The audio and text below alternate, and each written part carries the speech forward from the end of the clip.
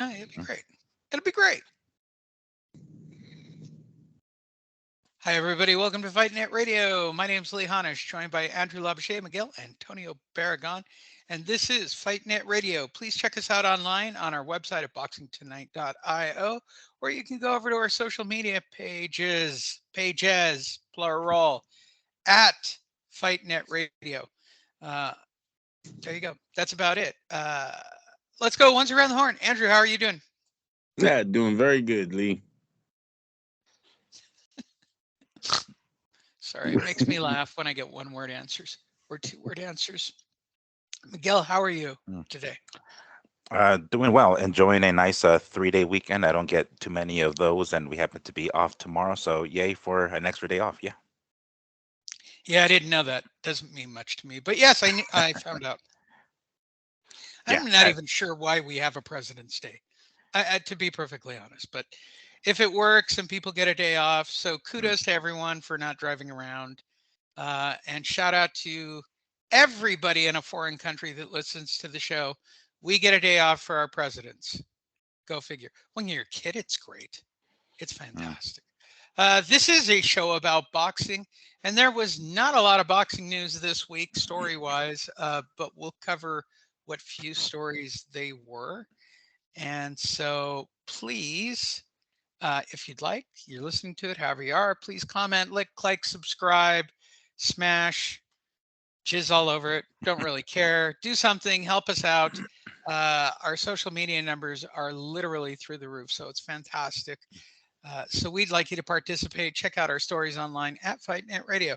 Let's jump right into one of the more popular stories at the beginning of the week, which was Eddie Hearn trying to convince the world that Canelo would be taking a pay cut to fight Ryder in did we say Jalisco? I'm not really looking it up. I'm just kind of going through these. But that was like at the beginning of the week, Miguel, that was like a thing. What's he trying to prove? Like he's a man of the people, and since he's fighting in Mexico, he's taking a pay cut. Or Mm. here's a big one: nobody wants to pay for it. Nobody wants to see it. And by the way, this is an important fact that's going to play out later on. Everything is about who's going to pay for it, who's going to see it, and who's got the money for it. I don't think anybody gives two shits about Ryder and Canelo. No, I mean, if I'm not mistaken, I think it's just a mandatory, title defense. Which, again, more often than not, people don't care too much about those. But you can't overlook an opponent. Who the hell knows? It's highly unlikely that anything would come of this fight, and it'll be entertaining, and it'll be just another Yildirim, another kind of those kind of fights. Um, Although I think Ryder does have a better chin, and he'll probably last in there a lot longer. That's what I'm thinking. But yeah, it's a title defense, and he has to go through it or drop one of the belts. I'm sure that would be the. I mean, I think this is the WBO belt, if I'm not mistaken, and I'm sure that they're more than willing to give Canelo a pass. If he doesn't want to defend it against Ryder, and it's not like it's unheard of by any stretch. But yeah, I mean, I guess this counts towards one of the however many fights or however many year contract he got with DAZN or whatnot. So he's got to fill in those contracts, right? He's got his part of the obligation due. So he's got to get those fights, however many fights it was. I don't remember, but hey, this is another fight added to that. It's like, all right, cool. I can scratch this one off the list and another payday. I'm sure he doesn't mind taking a slight pay cut if that is the case with taking this title defense. And of course, he's like, well, fuck it, I'll go to Mexico and give my people something to watch in person. I don't remember the last time he actually fought in Mexico, which is probably early at the very beginning of his career.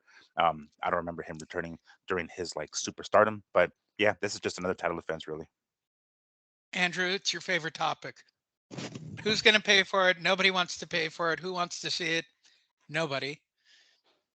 Um, it's alarming that the face of the sport has to take a pay cut.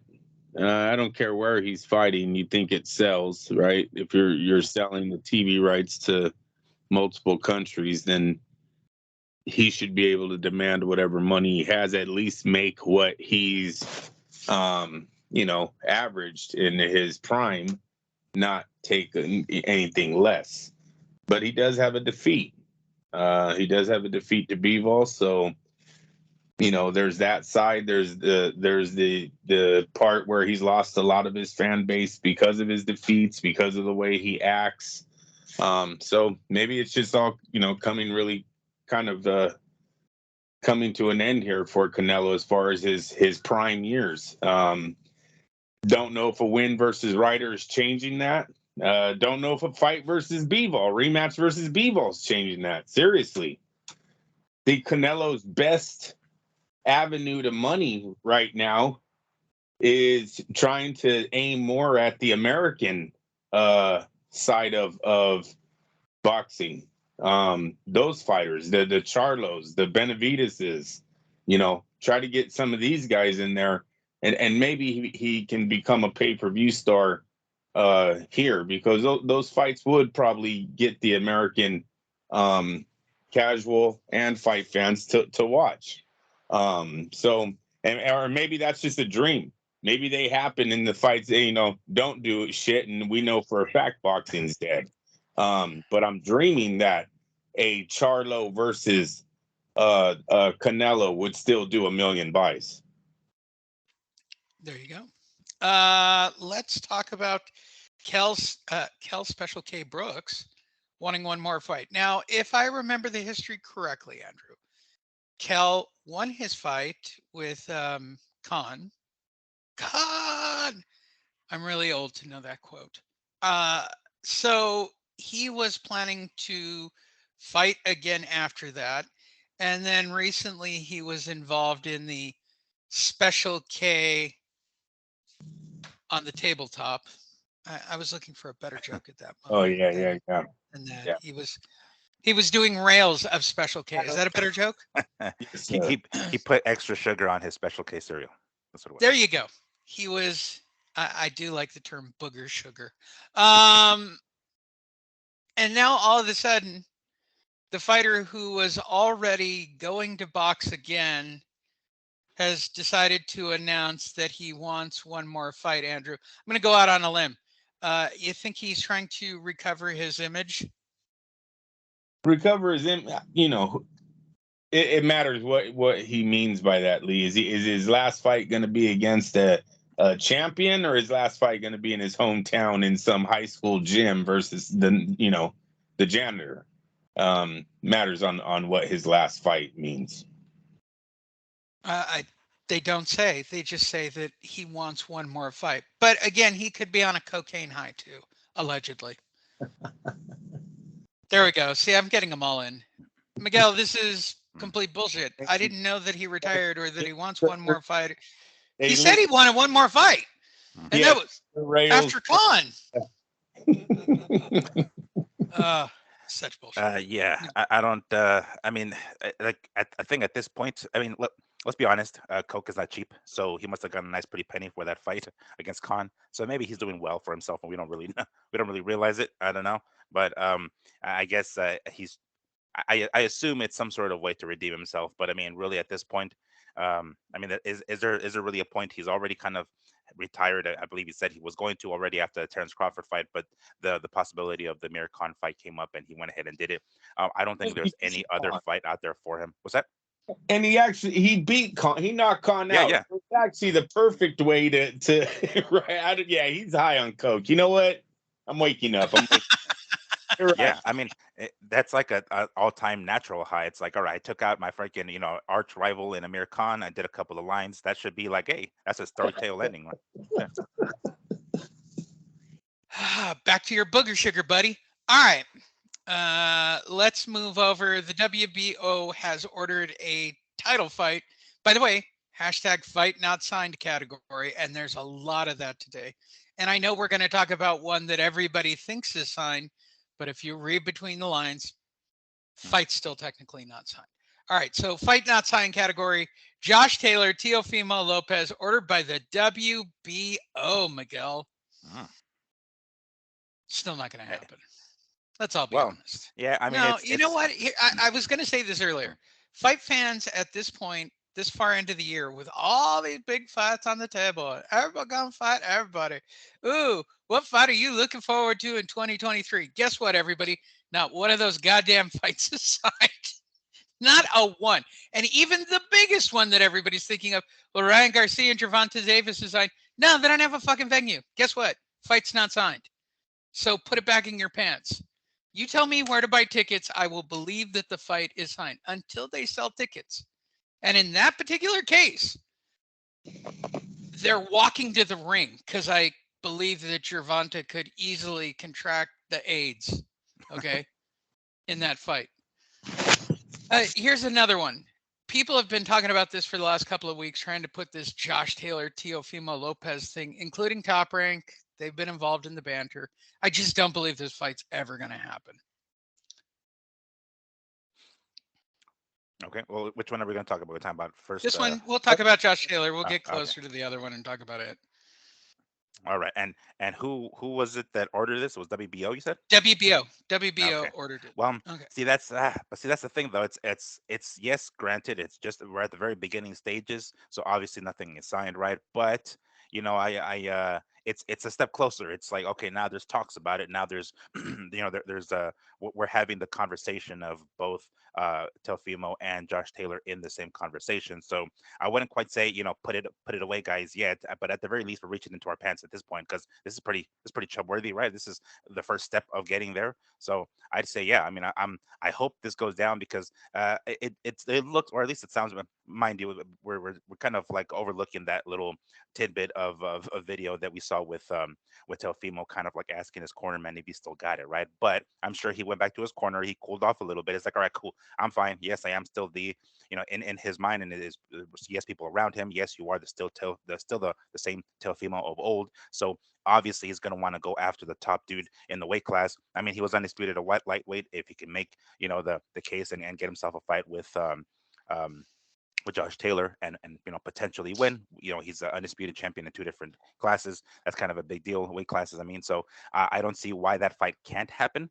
I'm sure Josh Taylor is dying for a fucking a superstar, or at least a star. I don't know if I'd call Teofimo a superstar, but at least a star. Someone like that, a former undisputed champion in the previous weight class, to enter his class, to his division. I mean, mind you, I'm sure he had his eyes set on fucking Crawford, right? But let's leave that aside for now. If we have this WBO mandatory or whatever the case is with Teofimo, fine, let's do it. I'm sure these guys are dying for a fight with one another. I don't see why it can't be made. You're offending Teofimo Lopez Sr. by not calling him a superstar. Yes, I'm sure Senior's a big fan of the show right now, and he's probably destroying whatever form of media he's listening or watching this on, and you should have more respect.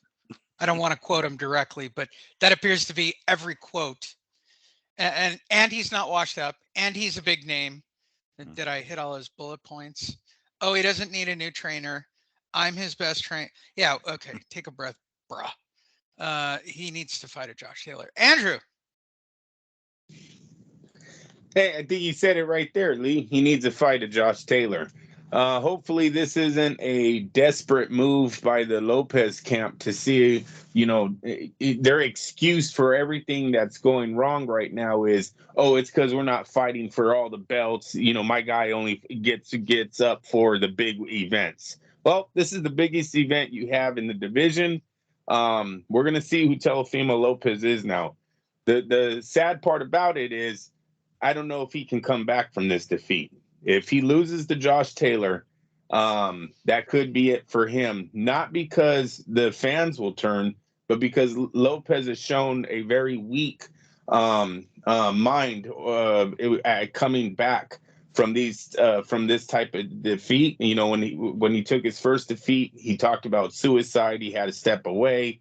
He loses if he's questioning himself when he's fighting some ranked fighter, then goes up and puts all of his marbles into this fight, that all of his troubles have been because he's not fighting the top guy, and he needs to fight the top guy that brings the best out of him, and loses that fight, that could be it for Teofimo Lopez. So this is a big fight for him.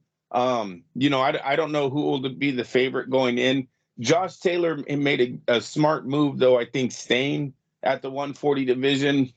He showed he's not that big of a fighter. He Catterall was getting him hurt. He's been touched before in the division. Yeah, I don't know if Terrence Crawford might just be too big for him.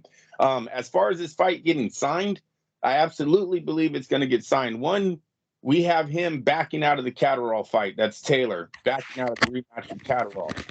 That's a huge sign that the fight that he was going to sign another fight. And the last thing is they're both under top rank. Now, I think Bob Arum gets this fight done, and it's a good fight, but it is a very risky fight for Lopez.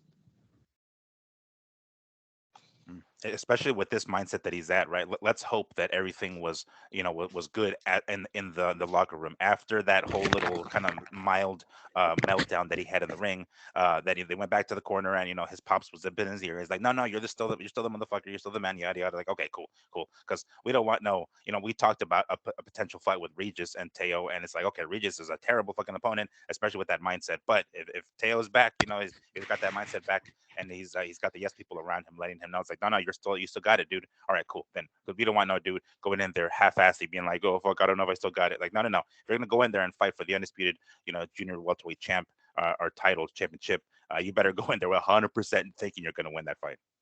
If I'm Josh Taylor, I'm planning to come out fast. You're going to come out fast, and you're going to test his mind really quick, because he's on the bad side of a few combinations, and yeah, his mind might start crumbling inside the ring. His confidence, I should say.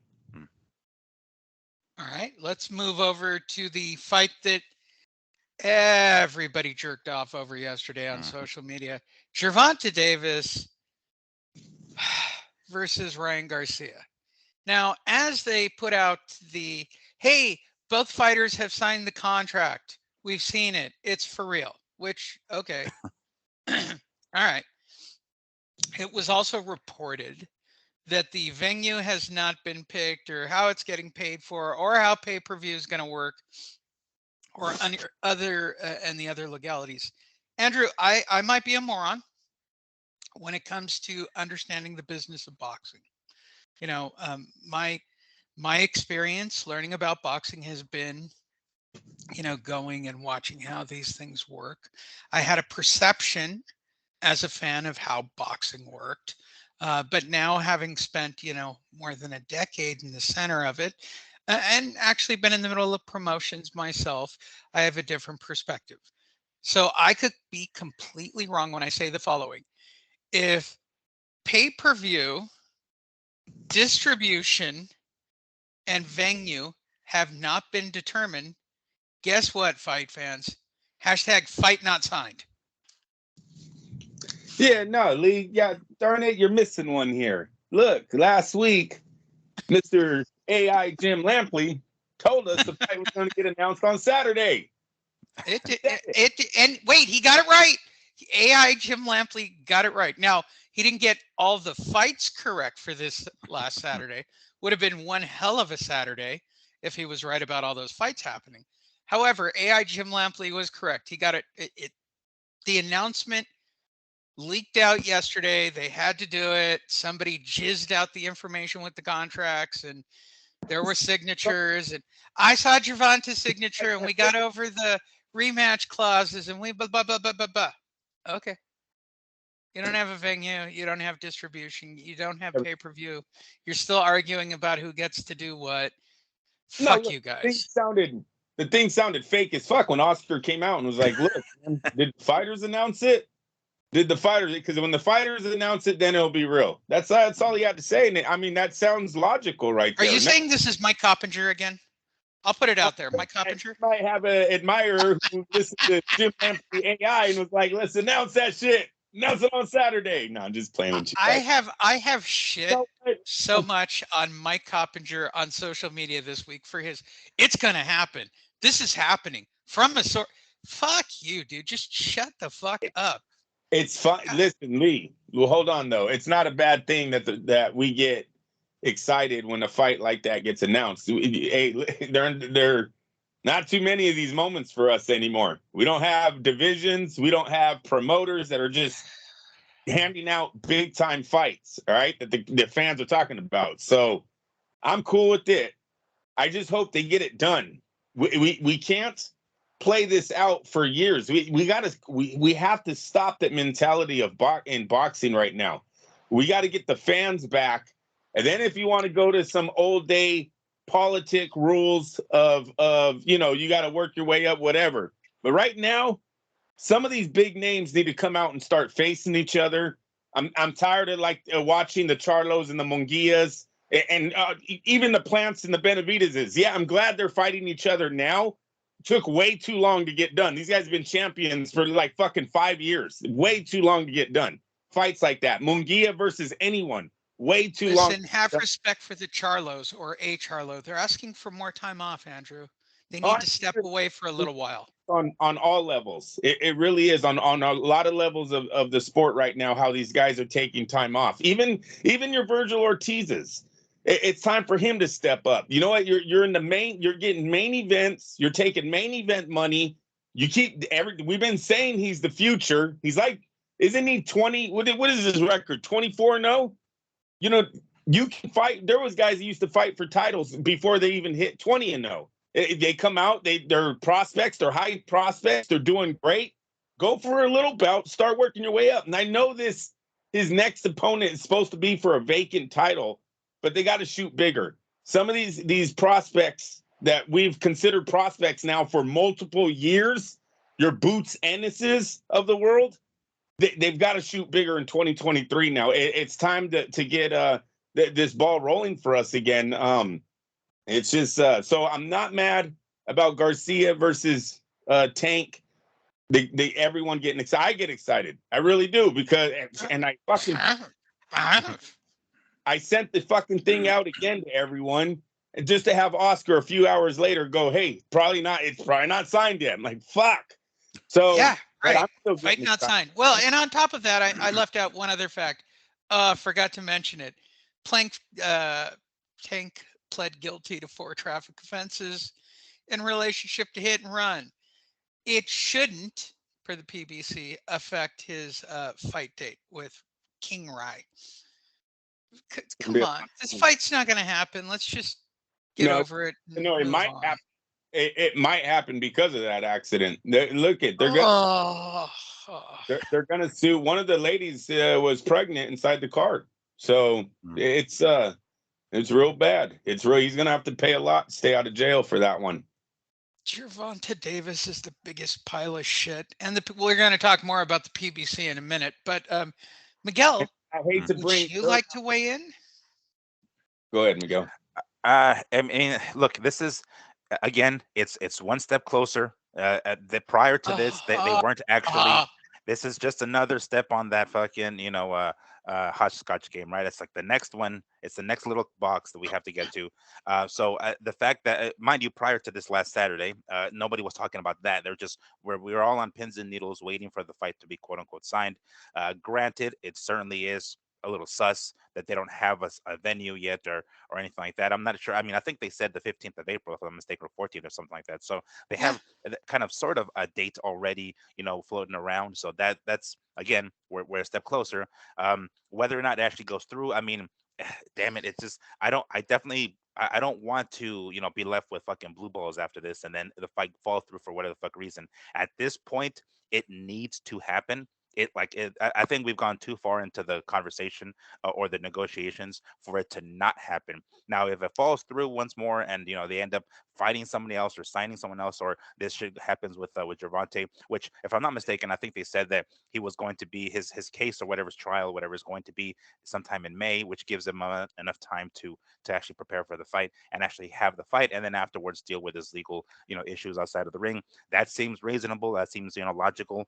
So I'm hoping, hoping it that they do wouldn't get it done. affect your social. It really wouldn't affect your thinking at all, right, Miguel? Training for a fight. Well, it will, but I mean, if worrying about at giving this up all point, your money and possible jail time.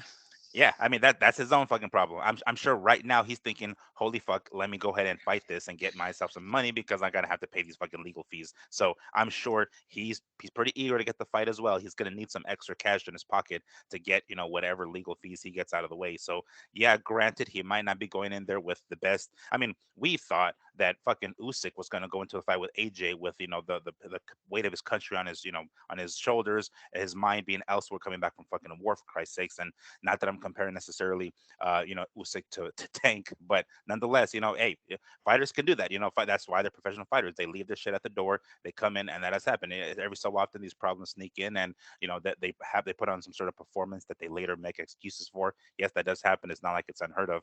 But if he wants a nice fat fucking payday, you know, nice paycheck, they're gonna try to get this fight signed, and they're gonna try to have as much lead up to the fight as possible, as much shit talk, to have as much interest, to have the pay-per-view bias be as much as they possibly can, because he's in a desperate situation here. Like, you know, he's going to have to pay these fucking legal fees, and a nice payday with somebody like Ryan would probably be his biggest payday, you know. So hey, I don't see why he wouldn't want to make this before this case, you know, gets going. Easily could be $1 million, Lee. Easily. I think there's 4 people. Yeah, we could look up the article, but I want to say there's multiple people in the car that he hits, and one of them's pregnant. This Oh, easily jeez. could be $1 million lawsuit that he's going to lose. He's already pled guilty, so he's kind of fucked. It's and then the video. If you guys see the video, that's not good. That the video kind of shows him just wipe out a car. That he's pleading guilty to driving intoxicated in. This is the same fighter that one time it was reported he was making like $650,000, $700,000 for a fight while he was walking out. But the necklace that he was wearing that night, he had bought on a credit for $500,000. So like damn near all of his purse was spent on that night on the necklace that he was wearing to the ring. He's doing it again with this lawsuit. This lawsuit is going to be so big, he might have no other option but to sign whatever Al Heyman puts in front of him. He's kind of at the because you know he's away from Floyd, so you got to think the guy that's making his financial decisions right now is Al Heyman. Al Heyman kind of has him fucked. Yep, that's what I'm saying. He's desperate. He needs that fucking that payday. He needs to get that out of the way. And you know, I hope, you know, they give him as much money as they possibly can out of this fight. But you know, half of that purse is already gone, or not half, but I mean, you know, a certain percentage of the purse is pretty much already gone at this point with whatever issue he's going to have outside of the ring. If All right. I'm Gervonta, I'm going to start recording all messages coming to me, seriously, from anyone, phone calls, anyone from L, anyone that has to do with this fight. I'm almost guaranteeing you that the price tag is dropping as this case got found guilty. They're like, hey, some things came up, man. They're only offering you $5 million now. What the fuck? Just you better take it now. It's L that's going to be taking the money. He's a Don King. The man is absolutely the Don King of this era, and he's going to go down as even worse because of the money that he robbed. Funny for that segue, Andrew, because that's go ahead. Go ahead. Nobody has ever double-ended as many fights as Al Heyman did in the last 6 years, and that fake money that he had. No one has ever done a crime like that. It's absolutely a beautiful thing. They even tried to take his ass to court, and the judge was like, you guys fucked up. You invested in the wrong motherfucker. And now he has your money. Goodbye. Well, it's funny that you make that segue. So let's talk about that segue in the hashtag fight not signed category. And that was, hey, you guys remember when we talked about Andy Ruiz and Deontay Wilder being ordered to be the WBC #1 contender, and everyone thought, oh, no brainer, it's the PBC. They'll take care of it. It's all in-house. Just the other day, Andy Ruiz officially said the fight's not happening. And here's why. The PBC doesn't have any money and they're broke and they don't want to pay the fighters what they want to fight each other. Andrew, congratulations. I hear you. You finally hit the message you were after. 2 in-house heavyweights that you have. You can't put that fight together. That's a pay-per-view fight. That's a sellout arena. That's pretty pathetic. We gotta. Some of them gotta leave. They gotta leave. The big guys gotta take everything in. Top Rank and Golden Boy, and we'll get this ball rolling right again. We had a lot of spoiled fighters out there, Lee. A lot of guys that seen some fake money and were lied to. Oh, you're him. Just wait. Take this fight. I'll give you 3 million now. I know that fight gives you 20, but we don't want that one yet. You're gonna make 100. I'm telling you. It's all lies.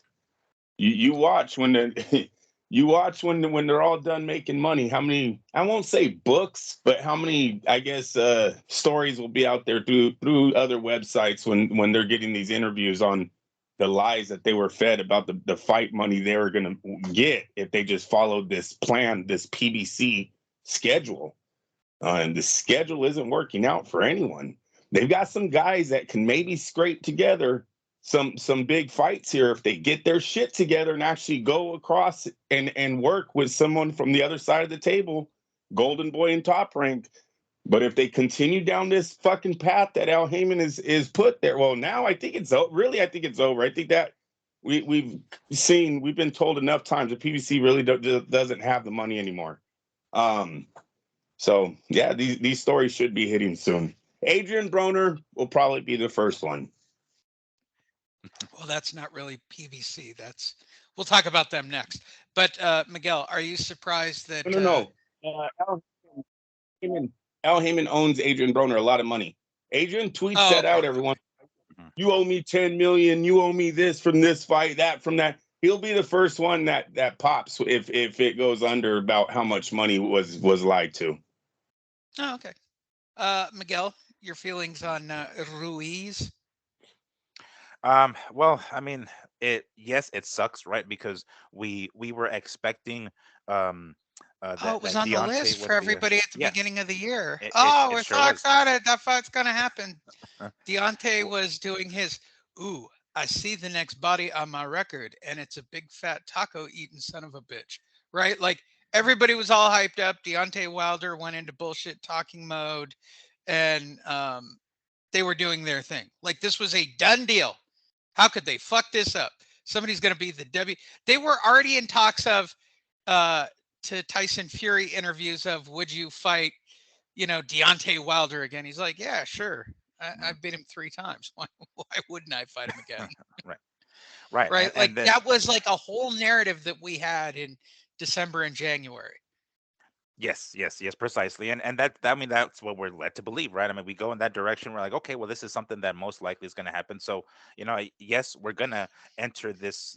Anytime we hear about a potential fight happening, uh, boxing does this to us every single fucking time. So, of course, at this point, we're going to go in there with a healthy amount of skepticism, right? We don't know whether the fight's going to take place, but nonetheless, this one seemed like it would be easier, just like it seems like it'll be easy for Teofimo and fucking Josh Taylor to get crack a liking, right? So we assumed that it was the direction Deontay was going. We knew that he was going to have one kind of comeback fight, which was Hellenius, of course, and I think it's to this point where he's seen more dollars elsewhere.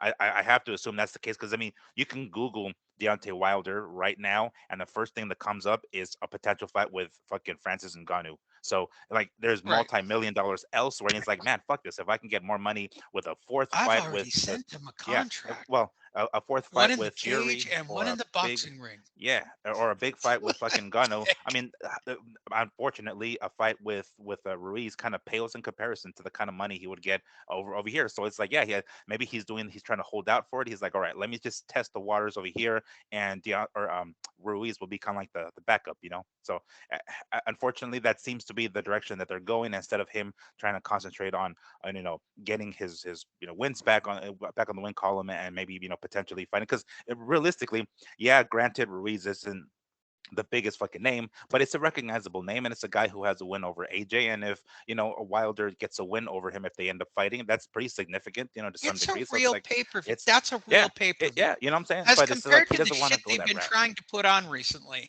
Yeah, that I at think least he's trying to hold out. qualifies. Yeah. Yeah, he's trying to hold out. That's what it sounds like. He's like, hold on, let me just see if maybe a fourth fight with possibly more money over here with Fury materializes, or perhaps this 2 fight deal with Ngannou or whatever the hell, right? So I kind of feel for Ruiz in this case because he's kind of like, what the fuck, bro? Like I thought we were gonna fucking scrap, but nonetheless, that seems to be the case. Ruiz is the backup, actually the backup to the backup. It's like he's in third place at this point.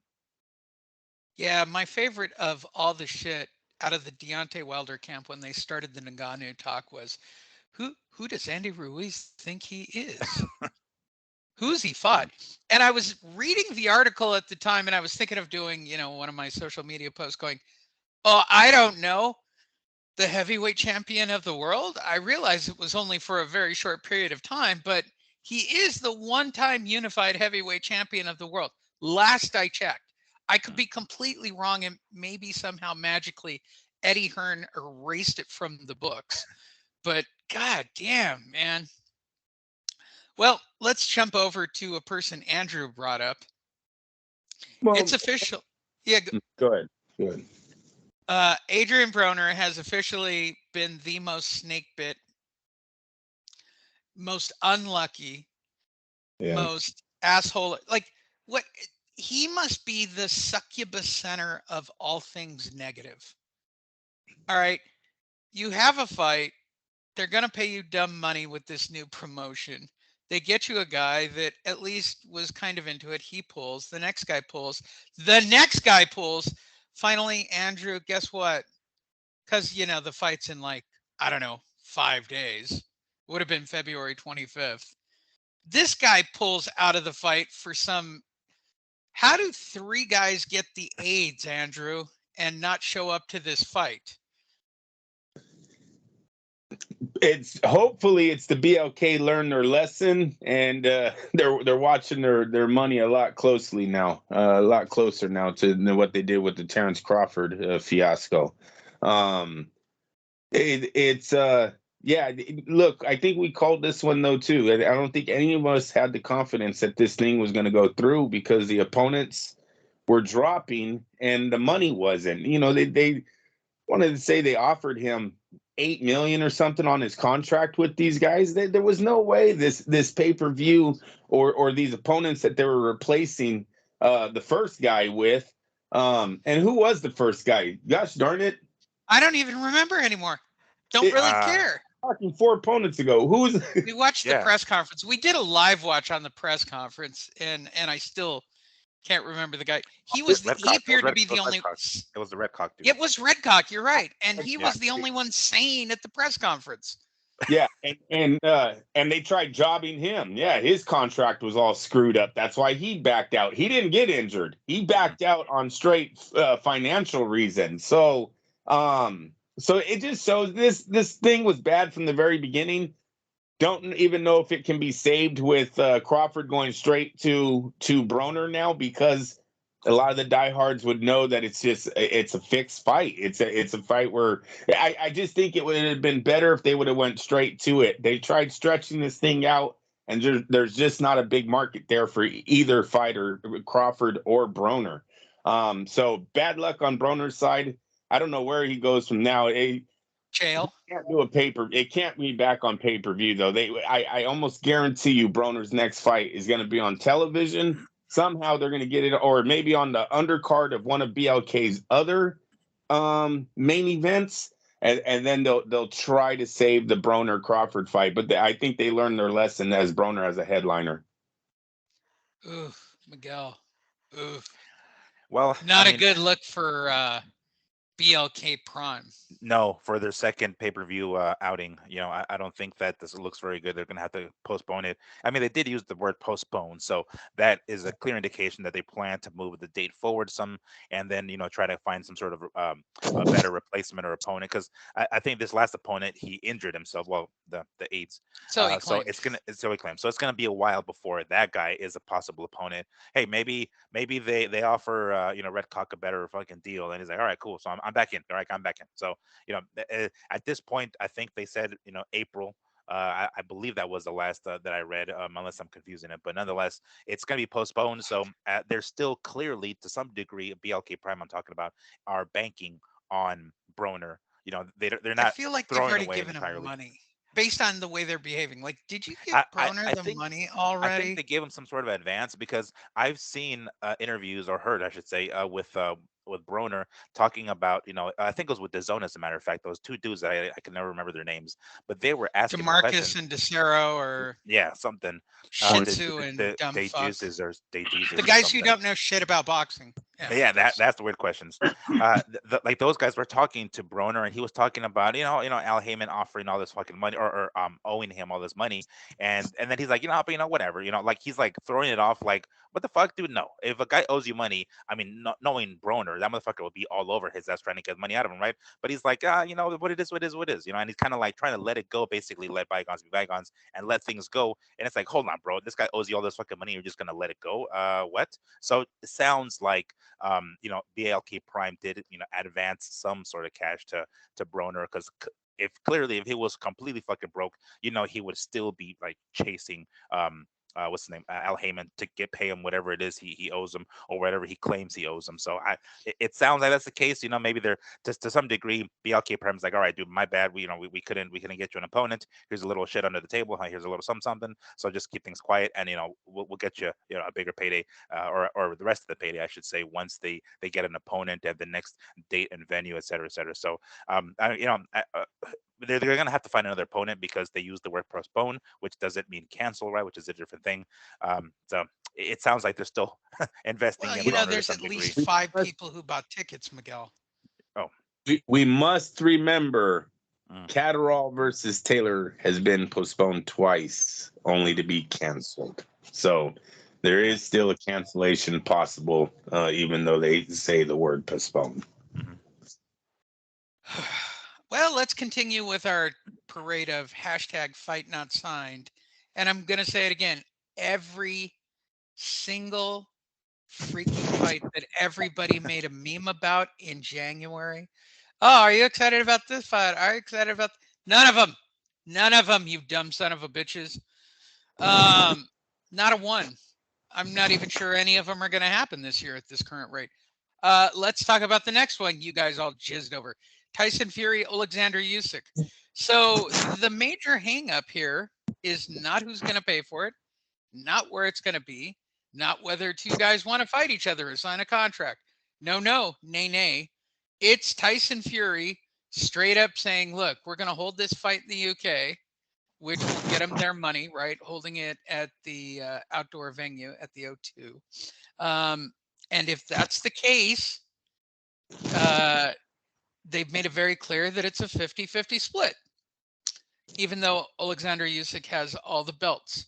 Now, my question is, if Alexander is so confident, right, that he's the A side, he wants the 60-40 or whatever it is that they're arguing over. Where can you have it? You can't have it in the Ukraine.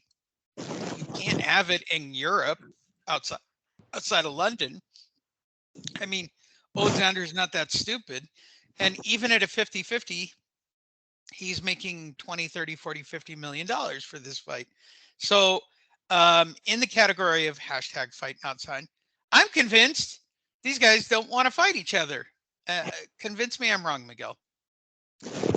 No, I don't think it's that they don't want to fight each other. I'm sure they're trying to get as much, money out of the this potential fight, because I mean, it's a big fight. Let's be real, it is a big fight. It's going to unify all the titles, and we're going to have the undisputed, champion come out of this. So I would say, yeah, it's a pretty big deal, and these guys are probably trying to get as much money as they possibly can. And the way things are going, especially for the heavyweights, I suspect that they're going to eventually make their way to the Middle East, Abu Dhabi, or Dubai, or some shit like that. They're going to have some sort of fight over there, and I'm sure that that's the direction that this is going to go. I don't think maybe they can get out of the same cash out of this if they were to have it in the UK, right, Wembley, or wherever the hell they had previously said they were going to have. But I don't think it's a matter of them not wanting to fight each other. I think to some degree these guys aren't haven't quite agreed to the money that they're each going to get yet. So it's a big fight. I get it. So the guys are trying to maximize as much, and these guys are up there in age, so it's not like they have that many more years to go. And considering how significant of a fight this is as far as the landscape of the sport and the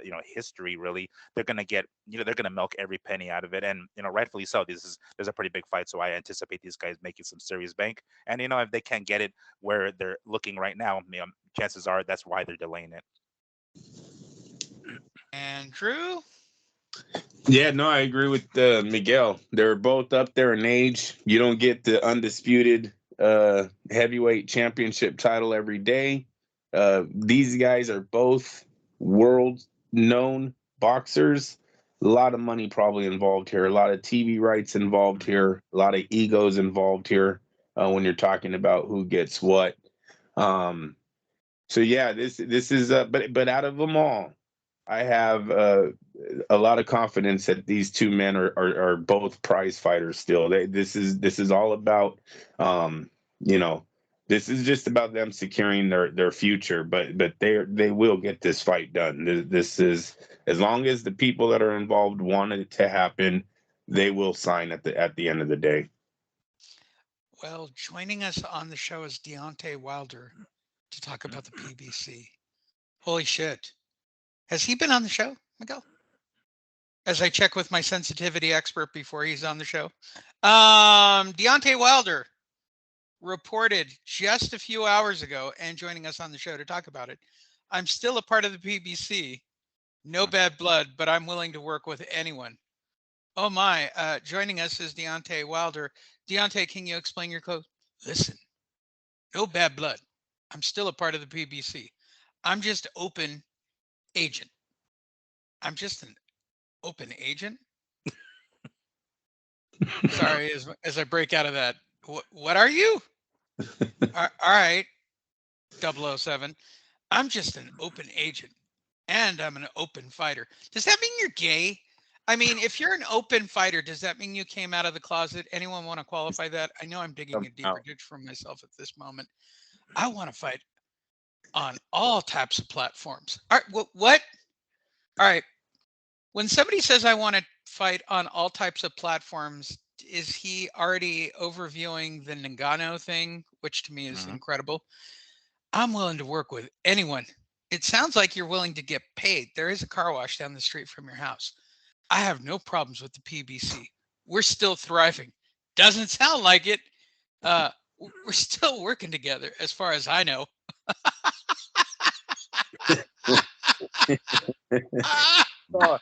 At least. Oh, wait. I can answer this one as a person who's been in many relationships. We're together, as far as I know. What's she doing? Last I heard, we're still together. Last I heard, we're a couple. When I still says, "Hi, this is me." This is the funniest quote he's ever said. Oh my God. We're still working together as far as I know. Wow. Me and Al still communicate. There is no bad blood. This sounds like a bad breakup. We are working on, they're breaking up and they're like divvying up the kids. Like this is a marriage split. We are working on the numbers. Is Lee, this is you asking your friend to go ask your girlfriend if you're still together. Now the media is going to run to BBC and go, no, hey, this is you asking your friend to go ask your wife who's staying at her mom's house, are we still together? This is, oh my God, this is so funny watching the PBC meltdown. Listen. Sorry, listen. We are working on a number of things, and I shall return real soon as your king. It has just been an ongoing thing dealing with the business of boxing. Can I translate business of boxing and change the word and do the sentence again? It has just been an ongoing thing. Wait, it has just been an ongoing thing dealing with Al Heyman. Wait, let me do another one. It has just been an ongoing thing dealing with the PBC. Let me do another. It has just been an ongoing thing dealing with Floyd Mayweather. You could insert anything here. It's quite fantastic. It has just been an ongoing thing dealing with my computer. Yeah, it all works. We have been traveling to all different places. Well, that's good, Deontay. I don't know why. Because I want to know what's going on and where it's going to take place. Deontay's lost his fucking mind. once we get everything together, we're going to make an announcement, and it's going to be amazing. Is this the Francis Ngannou thing, Miguel, that he's trying to explain? I damn, I don't. Or is I he mean, I don't know. moving to Kenya and I'm just not getting it? No, I mean, Listen, that I sounds get like more it. for my dollar, according to Al Heyman, if I move to South Africa Yeah, with my people. No, with um, my people to be their I mean, king. using that phrase that he used, on all platforms. I'm sure that's the kind of like On all platforms, that on low all the key. platforms. Yeah, it He's sounds going to like be on low key. He's Tubi. trying. No, he's fighting on Tubi officially. I think he's trying to say that yes, that he's looking at a potential fight with Ngannou, right? That's what he's trying to say. At least that's what I'm getting. That's how I'm interpreting it. But I mean, it's not a good sign when he says something like that. Like as far as I know. So I'm sure this is some sort of hopefully him and fucking Al can come to some agreement and talk or talk it over because this it sounds like he's in the dark here, right? It sounds like he doesn't know what the fuck is going on, which is not a good look. I mean, he could have, he's not doing himself any favors by conducting this interview here. So, nonetheless, I mean, I kind of, it sounds like he's again from what I said earlier, he's weighing out his options. He's not yet solidifying any one or the other. He's saying, okay, I'm kind of weighing out my options. I'm seeing which one's going to pay the biggest fucking price, and then we're going to quote unquote make an announcement. It's just, it sounds like he's saying like, yeah, she'll call me back. When she calls me back, I'll let you know when the wedding is.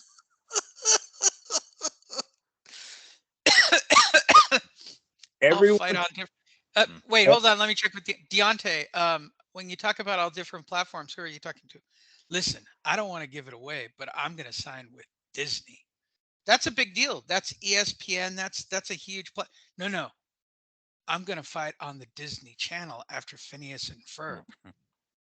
Oh, okay, bro. I like that's how open it is, Andrew. Like this dude is I realize he's kind of giving the I'll fight with the UFC people, but apparently he doesn't know they don't pay people. But, let's let him live in his delusional reality. This is crazy, Andrew. These are crazy quotes. yeah, no, it absolutely is, and like we've talked about this for every once in a while, these PBC guys, they're releasing information showing that things aren't good over there. It's been happening for a while. You can add this tweet, this text, whatever this was, or interview that Deontay was doing. Add this to the evidence of things aren't right over there. He doesn't even know. Like, seriously, when's the last time you've talked to Al Heyman? I don't even know if I think we're still working together. How did he quote that in the very beginning? Listen, As far as I know. Andrew, get it. Listen to your king. As far as I know, we're good, and that we're working together. As far as I know. Yeah, it's You know what? They don't have internet in it sounds Tupelo, like you guys talked Mississippi, to him as in a far as while. I know. Uh, Oh as my far as the Ngannou fight, that's a good plan, and I do agree with Miguel that, and you, Lee, if you said it too, that fight makes more money than the Andy Ruiz pay-per-view. Unfortunately, it just does, especially if you're doing a cage fight. That cage fight is the real big one. That's the one, if you can make that go viral, where it's Deontay Wilder, the man who didn't he tie Mike Tyson's record for most consecutive knockouts? Hey, he has a few records that they're going to keep posting on the TV. He has his knockout record, his fight record. They're going to keep posting this on the TV. Him dropping Tyson Fury 4 fucking times. They're going to keep showing this. That fight is going to be huge. It's a big fight if they can get that cage one done. So yeah, but with that being said, the Ruiz and Wilder fight could get made. It's the fact that these guys are outpricing themselves now. Andy Ruiz feels he's bigger than what he actually is. He probably should only be making $2 million a fight, maybe $5 million on pay-per-view. He's probably asking for 10 to 15 million, what he made against Joshua, blah, blah, blah. The same thing goes with Crawford and with Spence. These guys are outpricing themselves, thinking they were spoiled. They were making $2 million to fight Joe Blow on Fox just a few years ago. All of them were. And now they're asking to make the same money to risk it all, and they're very, very nervous about doing that. They think they should be making Floyd money. None of them are Floyd Mayweather, unfortunately. I need more Deontay in my life. I feel like he should be a recurring character. I just can't break. Here's the problem with me making him a recurring character.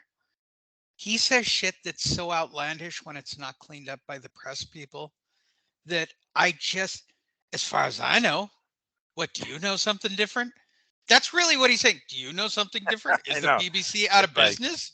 Did Al Taman talk to you? Did he tell you something, or should I know something? Are you? Did you fuck Al already? Because I was just with Al last night, and we definitely had sex, and he definitely was wearing my ring. But what are you saying? Are you saying you had sex with him this morning before you talked to me? Hey, she's not answering the phone. Can you call her and just see what's up? Yeah. Can you just check in That on her, is please? exactly what's happening. Can you check in on her, make sure she's okay? Okay. Yeah, no, just tell her I'm okay. Just call her. Tell her I love her. I'm not mad. I just want to talk. I just want to talk. Yeah. I just want to talk. Hey, Miguel. I thought it would all work out. I thought you just needed a little time away. I didn't know you were going to start fucking, the entire state. I mean, fuck. That got really fast. You are. You did good. You did good on that one. I put the exclamation mark. I'm trying to hold my shit together. The entire state. Damn, I didn't see that one. Yeah, you haven't been in enough relationships, Andrew, but let me give you a heads up on that based on my experience. Your ex walking out the door and in 24 hours fucking the state. It's a thing. It's a thing. And by the way, people you know on top of it. I'm going to go through the list of people you know. And here's the sad reality. If Al's good to other PBC fighters and pay them too much money, Deontay's definitely in that position. Oh, he's so in that position. Let's move over to fights of the weekend and stop giving Deontay a hard time. It's hard enough living in, wherever he lives, Tupelo, Mississippi, or I know it is Mississippi, Alabama. Yeah, no. Wait, because Tuscaloosa. He's from Tuscaloosa, Alabama, I believe. Ugh, what a shithole. I'm sorry, Alabama people. I'm sure we have a couple of people who live there, but the people in the Middle East who listen to this show, where it's really goddamn hot, think that your problem with just hot and humidity is not a big deal. I'm just saying it out loud. And shout out to all of my Middle Eastern friends who listen to the show. All of you. I like to do a shout out every once in a great while to our #1 fan base. Fucking craziest shit ever. It's still the craziest shit ever. Oh, you have 1 million people watching. How many are from the Middle East with bombs attached to them? I'm sorry. Moving on. Let's talk about boxing yesterday because you two guys watched boxing. I refused in principle yesterday because number one, I wasn't excited about it. Number two, I wasn't excited about it. And number three, a nap seemed better than watching Lee Woods versus Mauricio Lara. You two disagreed and went off on fight number one. Miguel, take me through it. Did Lee Woods pull it off? He absolutely did not. The person who did pull it off was Lara. He once again went into enemy territory and killed their fucking champion. Once again, he's done that a couple of times already. So, yes, to answer your question, Lee Wet absolutely did not pull it off. Now, mind you, he was on his way to pulling it off because he got off to a little bit of a shaky start because he did get rocked by Lara early in the fight. I think it was the first or second round. I don't remember, but nonetheless, and then on top of that, they collided heads in the very first round, I believe it was, and Lee Wood got cut pretty bad over, I think it was his left eyebrow or around his left eye area. So it didn't help that he was already bloody right off the bat. But nonetheless, it didn't seem to be bothering him too much. He wasn't like constantly pawing at his eye or anything like that. So it didn't seem like it was really getting in the way, and his corner was doing a pretty good job of keeping that blood out of the way. So it wasn't really a factor. It just sucks that the fight kind of started on that foot.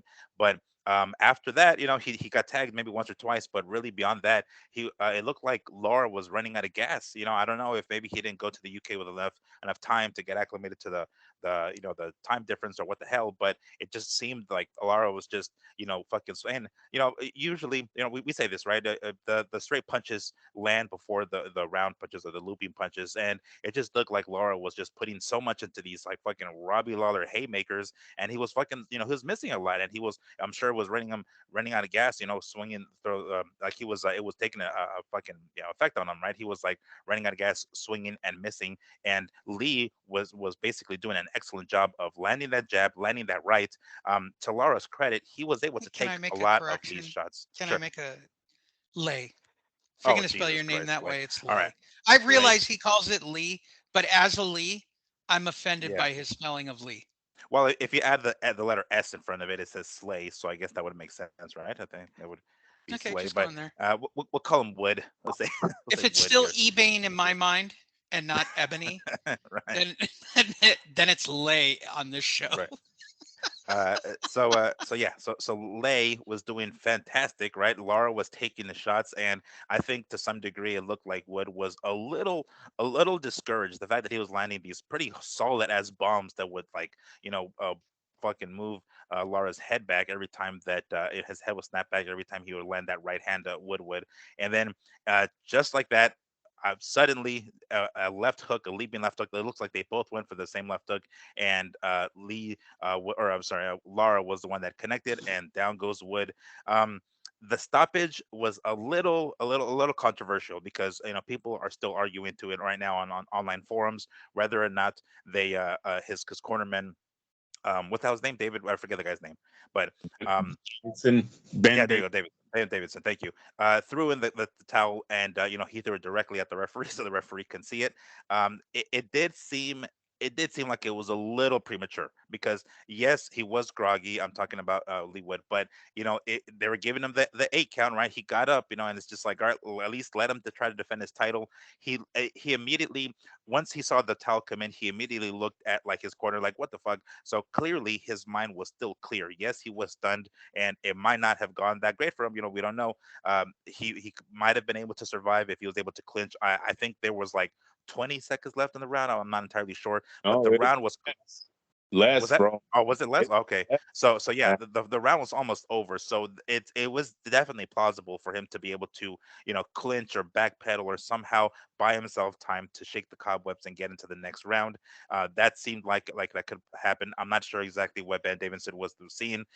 Yes, he has a better eye view than we do. Yeah, we're seeing that on TV, so maybe he saw something that we didn't. But nonetheless, boom. Lee Wood did not pull it out. Laura is now the WBA featherweight champion, putting him in line for some potential big money fights down the line. And once again, he's becoming the UK killer. He keeps going over there in enemy territory and whooping their ass. Could you please rate it on the Chubb scale? Oh man, dude! Me and my pops. I mean, first off, right? It was a full day of fights. Like from the time that we got up in the morning, right? There was the UK fights, and then the UFC started at around 1:30 or 2 o'clock p.m. And then the Neri fight, which we'll get into later on. So we were like already on cloud nine. So it was a major like boner, scale. It registered pretty high on that shit because we Was were it watching that shit. more? Wait, hold on, hold on. I'm going to be real Mhm, honest with you. mhm. Was it a bigger pop than the ending to the Sami Zayn match? Uh, well, the the uh, the semi fight. I mean, look, that's how can I like it's manufactured. Of course, it's not going to be as much as a boner as that. Obviously, it's wrestling is predetermined, so of course they're gonna make sure they manufacture it that way, so we have the I biggest boners understand. We're not possible. qualifying I pro get it, wrestling here. and I'm just asking on an entertainment scale. and then okay, maybe not. No, not that degree. I did kind of geek out a little bit So with you're the semi saying it's fight. on the scale of the United States Elimination Chamber match? Yeah. We'll say that. It's on there. Very entertaining. Yes, quite. Very, very entertaining. Does Pops watch pro wrestling? No, hell no. He clowns on me for Okay. watching that. Good, He's good, like, good, "What the good, fuck?" good, Yeah, good, good. because like No, I no, watched it when I was and a he kid, should, right? and he should. No, And he no, should. and he And my should. dad's like, "Remember when you used to think this was real?" I was like, "Dad, I was fucking 5. Relax." Yeah, yes. Yeah, I completely agree. Andrew, you popped a chubby for this fight. Tell me about it. Yeah, no, it was an excellent fight. They fought fire with fire. When he hit him with the hook, I did the legendary Al Bernstein. I looked at Chris, said, "You don't hook with a hooker if you don't have to," and he did, and that was his bad luck because that's all that happened there, man. He look at Metzkin. This was old school when they used to talk about Metzkin style. It used to be about the left hook, right? Chavez used to bring that left hook. He was relentless with it. It was perfection, and a lot of fighters tried to do that same punch in the ring. So that kind of got this little thing going about Metzkin style was all about the hook. He brought that last night. Lara did. He was in Lee's face. It was one of those, look, if Lee's good enough, he's gonna get this victory. And there was times I agree with Miguel that he did seem like he was breaking Lara. He just never got over that hump though. He got him there, but he never broke the foundation all the way. Lara would come back with combinations, heart, determination, excellent fight. When the left hook lands, I jumped up because it was something that I seen happening. And I kept telling you, if this Mexican kid, if he gets another win, man, this is going to get scary because the white guy is going all out. He's all out right now. Also think we got to pay attention to what the stats are showing us now. The Zone put out this dumbass tweet. If I was the Zone, I would not have put out this tweet leading up to this weekend where it said UK versus Mexico. The fight's on here. Hamed versus Barrera, Hatton versus Castillo, Manny Khan versus Canelo, Canelo versus Smith, Warrington Lara, Munguia versus Smith, Canelo Hatton, Canelo Sanders, Canelo Smith, and Warrington Lopez. Lee, the record between the UK and Mexico right now, as far as this post is showing, there's 11 fights that have happened between these men. Mexico leads 10-0 with one draw. And that was leading into last night. So now they have 11 wins, no losses to the UK. Eddie Hearn should stop putting his fighters because the majority of these matches happened under DAZN's watch. That place was sold out. They did a great fight there. Unfortunately, their guy took a bad defeat. He got knocked out, single punch, 7th round. That's hard, very hard to come back from. Thank you, Andrew. Yeah. Was there anything else notable of the weekend that excited you? I'll start with you, Andrew. Any other fight you watched that you liked? Well, that was the very next fight DAZN puts on with Neary. Neary versus, I can't say. Do you know where that young man came from? Are we talking another guy here? Oh, Neri versus Armenia, I think they Azat. said. I think they said Armenia. WrestleMania. Yeah, Neri Azat. Havan. Oh, fuck me. Havan Haniasen. The dude is from Armenia. That's all I know. All right. Well, from the you like the Neri fight? Oh yeah, it almost did fight of the year. It's going to be up there. It's going to be on both of these are. To be honest with you, both of them deserve to be on the list for a candidate of fight of the year. They're both very exciting fights. They end in a knockout, but this was the one, Miguel, that I was questioning a little bit more. I thought they stopped this fight a little too early. I know the young man was hurt on his feet, but the way they let these guys throw down for as long as they did to stop him with him still on his feet, the ref just waving it off, I thought they kind of robbed him of a great fight. I am upset. Look, Ben Davison, he threw that towel way too early. I forgot to talk about that, Lee. Threw that fucking towel way too early, man. His guy was hurt, but his guy was in that fight. He was leading the fight. He only had freaking like 10 seconds, maybe even less. He was one hold basically away from the bell. That's what he was. He wasn't one punch away from being knocked out. He was more one clinch away from reaching the bell in a fight that he's leading. And Lara is like a roller coaster in his energy level. One round he looks like he's good, and the next round it looks like Lei was coming on strong and about to take him out. So I was totally upset with that stoppage. For Ben Davison, like he's got to talk to his trainer. His trainer robbed him. He robbed him of either an epic fight ending for him, or you know what? He takes a few more punches. The ref waves it off, and we go home. That's all that was going to happen there. His guy wasn't bleeding. He wasn't swollen. There was not, unless he tells me no. He comes out and says in the corner the guy was saying things I didn't like in round 9, so I knew if he got hurt again, I was going to stop the fight the previous round. Then you can go with something like that. Besides that, there was no reason to throw that towel in right there. That was weird. And then the ref stopping the fight in the Neri versus the young man from Romania. I can't do his last name. I thought the ref stepped in a little too early. It was a great fight.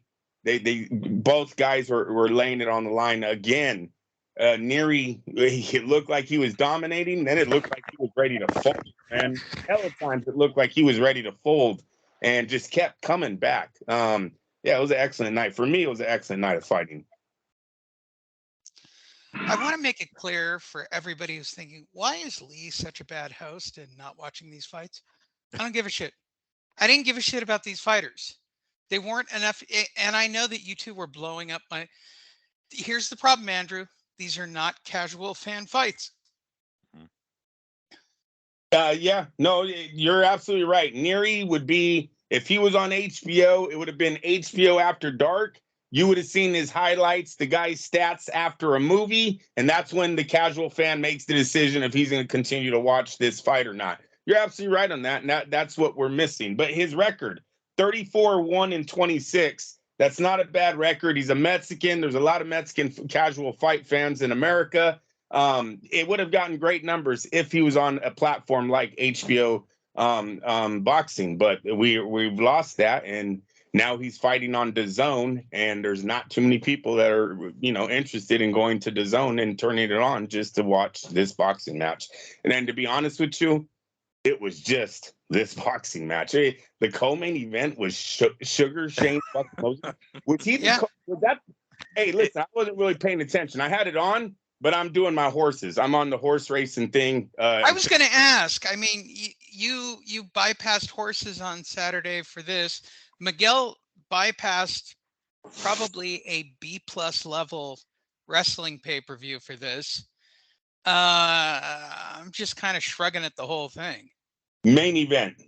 The main event is what I went for on the fight. I could not believe Miguel. I'm right. He was the co-main, right? With Sugar Shane. This is the co-main. Yes, this is yes, the co. Absolutely. Yeah, unfortunately, I can't fucking believe that.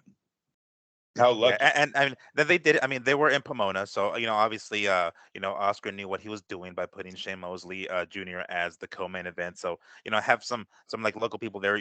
Shane Mosley Sr. was there, and so understandable. I think I think they had a couple of other people there. I think I saw in the crowd there Vasily Lomachenko, I think it was, if I'm not mistaken. Unless I'm confusing it with other, but I'm pretty sure he was there. So yeah, they had some people come out, and it was in Pomona after all, and it was a nice little setup. If you look at that Fox Theater, it was cool. So obviously, does anybody know about Pomona besides me? This was the turnoff to the fight. The turnoff for me was the fact that it was in Pomona. Well, I lived in Chino for 3 years. Oh, okay, okay. So we all know where we go to get hookers and drugs. Yes. Okay. I'm just saying it out loud for the room. All right. For those of you who don't know, let's just say Pomona isn't, it's sort of the, it's definitely the east side, south central. How'd I do? Is that appropriate? That's pretty reasonable. Yeah, that's a nice comparison. Yeah. Yeah. And I do want to say And one I thing. know the Pomona Theater. It's very nice, but it's not like going to San Francisco to some of those old theaters. Like, No, I yeah, get it. right. Yeah, I want to say I'm happy that the two main events on the boxing cards were off off the chain, and it was the fact that they were lighter weight classes because generally speaking they don't get as much attention, and people don't tune in for them shits. And when we have super bantamweights or featherweights main eventing, it's like, okay, well, I tune in for those kind of fights, and they both delivered. So yes, granted the undercards were lackluster, and the no other names and whatnot, so I get it, right? And I did catch all the cards anyway, but nonetheless, the main events were where it mattered. Yes, it did help. The two Mexicans won, so obviously it's a great house, a happy household in the Barragan household Just last night because of confirmed. the. Sorry? I just Well, confirmed, Miguel, Mhm. Armenia is a part of Europe, so we are, or Mexicans are now what is that? 12 Jewish? 12 with and 0. one. Mexicans are now Jewish? That No, would be they need to great. stop. That would make Kanye crazy. No. The zone needs to leave him alone. I would leave him alone for a while. Hey, John Ryder, you're gonna get added out there. Oh, All jeez. right, Miguel, give me your thoughts on the Neri fight. Well, I didn't like his cardio. It looked like the dude, and again, he throws a lot of winging punches, and one of the things that he throws is 1-2, right? His 1-2 combo. And what I don't like about it is that his left, or not his left, I guess the back leg. He always lifts the back leg like he's fucking Manny Pacquiao. When Manny Pacquiao throws the 1-2, he puts everything into that 1-2, and the two specifically, and his back leg, and it totally throws him off balance. Mind you, we're talking about somebody like Manny Pacquiao, who's a very unique and special fighter. The quickness, right, the footwork, the power.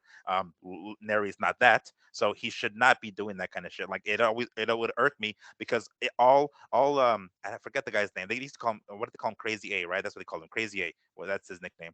His opponent. So all he had to do was take a step back and catch Neri coming in. And he didn't do that much. He was more than willing to stand to keep stand his ground and basically trade with Neri instead of just taking like a half step back and catching Neri in, because Neri would be off balance every time he throws that fucking power punch because his left foot always comes up. So it's like, stop doing that shit. He lunges in when he doesn't need to be lunging in. He rarely uses his jab. That he did well with the shoulder roll early on, but it started to kind of like lose its effectiveness as Crazy was able to catch onto it. So there were a couple of things, like tactically speaking, that we weren't crazy about. It looked like Crazy Eight didn't have the power to really hurt Neri, at least not on top. Considering that Neri has been dropped or TKO'd through a body shot against I think it was Figueroa. So I would have expected Crazy Eight to go to the body a lot more. And on top of that, again, Neri has had issues with weight in the past. He's been overweight when he fought, I think, at 118. So it has happened before. So considering, and I want to say they even mentioned this during the broadcast, that like they reported that Neri ballooned up to like fucking 135 or some shit like overnight. It's like, dude, you weigh in at 122, the night before. That's a lot of weight to be, to make move whenever you need to. The difference, right? So I was expecting, Crazy Eight to go more to the body, and even with the little body work that he did do, which wasn't much, Neri did seem to get tired. So there were things I wasn't crazy about there, and we were like, dude, stop, enough with that fucking shoulder roll, bring that left hand up, or whatever the lead hand was. But nonetheless, we were happy that the fact that he came out on top, of course, and it was a very, very entertaining fight. It had us on the edge of our seats for a lot, but thankfully he came out with the victory. So overall, entertaining. It was a fun scrap. I'm not going to say it wasn't, of course, and seeing that from layaway classes just warms my heart. Say it His again. his beard to head hair ratio, or not ratio, but it's Yeah, a weird looking combo, isn't it? Like it almost is. looks like it's two different sets. And you know what's funny? His eyes are like, they looked almost swollen, like the motherfucker just woke up. So he has that weird like swollen face look on top of the fact that he has this puffy ass beard. So he did look a little funny. I will say that. Yeah, yeah. I'm busy buying a Ukrainian wife. It's such a I dick. figure they're easy to get right now. I But if they all look like Alexander Usyk, I'm not interested. I'm just those being are honest. softball pitches, Lee. Yeah, yeah, yeah. I'm not into it. I got to be honest. I looked at I knew what I know what the fight card is every weekend, right? I'm not Mm. like get that this is whatever this is. I'm not going to call it a job, but it's our passion between the three of us. So I'm aware when I go into the weekend on Thursday, I go, all right, what am I dealing with this weekend? Ooh, Friday night it's this, and Saturday night it's this. Would I actually? And I've sat here with Miguel on a Saturday at noon, horse shitting through, a bad Eddie Hearn card from, I don't know, Loch Ness or, wherever the fuck it's from, right? To watch whatever the fuck I'm watching. These fights just, if I'm a real hardcore fan, and I saw it at the beginning of the year, it's kind of my rant for today. I was going to start with this rant. If I was like everybody else at the beginning of the year, I watch for entertainment purposes only. I cannot invest the time on a weekly basis into a standard fight card like an HBO After Dark or a Showbox style or quality fight. I guess Fox is officially out of the fight business thanks to the BBC. But I can't invest into that. I would rather watch a rerun of the A Team, for God's sakes. I mean, at least with the A Team, I know I'm going to get an hour of solid entertainment. I cannot predict that anymore with boxing. And boxing fans are burnt out and tired, right? Like they got so jacked up at the end of the year because there were so many hypes that there were every single month. This fight's happening in January. This fight's happening in February. Oh my God, in March. And in April, it's Gervonta and Ryan. And then by May, it's going to be Canelo and it's going to be Canelo against, God knows, King Kong, right? They were literally contemplating Canelo versus King Kong in May. And you get John fucking Ryder. If I was a boxing fan, I'd already be pissed at that. You've got Mayweather on the forever ending, have you got somebody in your country for me to beat up tour, right? Roy Jones is already out on the, do you have somebody I can beat up, thinking he has a name. Uh, it, Boxing is pathetic. I'm going to say it. I don't want to say it, but the fight cards are weak. And now you're telling me, oh, yeah, the first time it's happened that like the last couple of fights were actually really good and really entertaining on a shitty card in Pomona. Why don't you say Palmdale? I don't know, Ottumwa, Iowa, for God's sakes. Like, how, if you're a regular fan who's invested so much time, and by the way, fans online are angry as shit. I'm glad they're directing it. And this is true fact. I can document this. The person they seem to be documenting all their anger at right now is Floyd Mayweather. The hate for Floyd Mayweather online going on his tour right now is so amazing. So amazing. We have a post running that picks up, I don't know, 400 or 500 hits a day. And it was just me reposting a meme talking shit about somebody talked shit about Mayweather, and the fans they're angry. Andrew, can you blame? Okay, you guys are hardcore. And most of the time, 90% of the time, I'm a hardcore fan. I will be there at noon. I will watch Eddie Hearn's card. I will watch his shitty fighters. I will do it. We go early to the fights. We do the deed, right? We go to Fresno. But it's a regular fan, not even a hardcore fan. Just let's go with regular, right? You will tune in when it shows up at its regular time slot for the real show. Fights have been fucked for the first quarter, Andrew. Fucked. By and large. I mean, I'm not lying. We've had some really good fights, but we've had collectively, we've had what, 4 or 5 good fights in 2 or 3 months? In the start of 2023, fight fans have had some great fights. Last night were 2 great fights. We had the Not with names. Not with names. As far as diehard fight fans would have known who Lara versus I'll agree to that one, but they wouldn't know Nary. Yeah, yes, Mary's a former champ. He's 30, what, 32-1. What did I just say he was? Yeah, I think diehards, Lee, diehard fight fans. Now, Okay, how but many of those there that's the are? upper level, right? So I'm not gonna dispute diehards. Yeah, yeah. I We I won't we ever dispute, but diehards don't move the needle. They exactly. don't. No, and I agree to that. I agree to that. Those Uh, are the dumbasses that are paying for Crawford on on on a BLK Prime card. Okay, Yeah. uh, yeah, no, I agree. that's that crowd. At least we've been very entertained here. 2023 seems to be have come to a great start for us that watch boxing still on a diehard level. We've been entertained a lot in these first few weekends. Miguel, do you agree Mm. with either of us? Do I agree? What? I didn't catch that. Do you agree, or do you have your own opinion on these topics? Well, I I mean, just know I know that the casual, let's just say casual to, yeah, I watch a lot of boxing fans, like that crowd. They're pretty angry and chippy. I mean, yes and no. I don't want to say they're angry per se. I think they just give up. They just, if it doesn't appeal to the casual fan, then it certainly doesn't help that boxing makes it kind of difficult to follow when you have to pay for subscriptions to ESPN Plus or like the Zone or something like that. Which, as a matter of fact, recently upped their price to 24.95.99 as opposed to 19.99 that works. VIProw.net, So yeah, VIProw.net. so they went ahead and up the price on that. So boxing isn't doing itself any favors by making it a little bit more difficult to have to follow.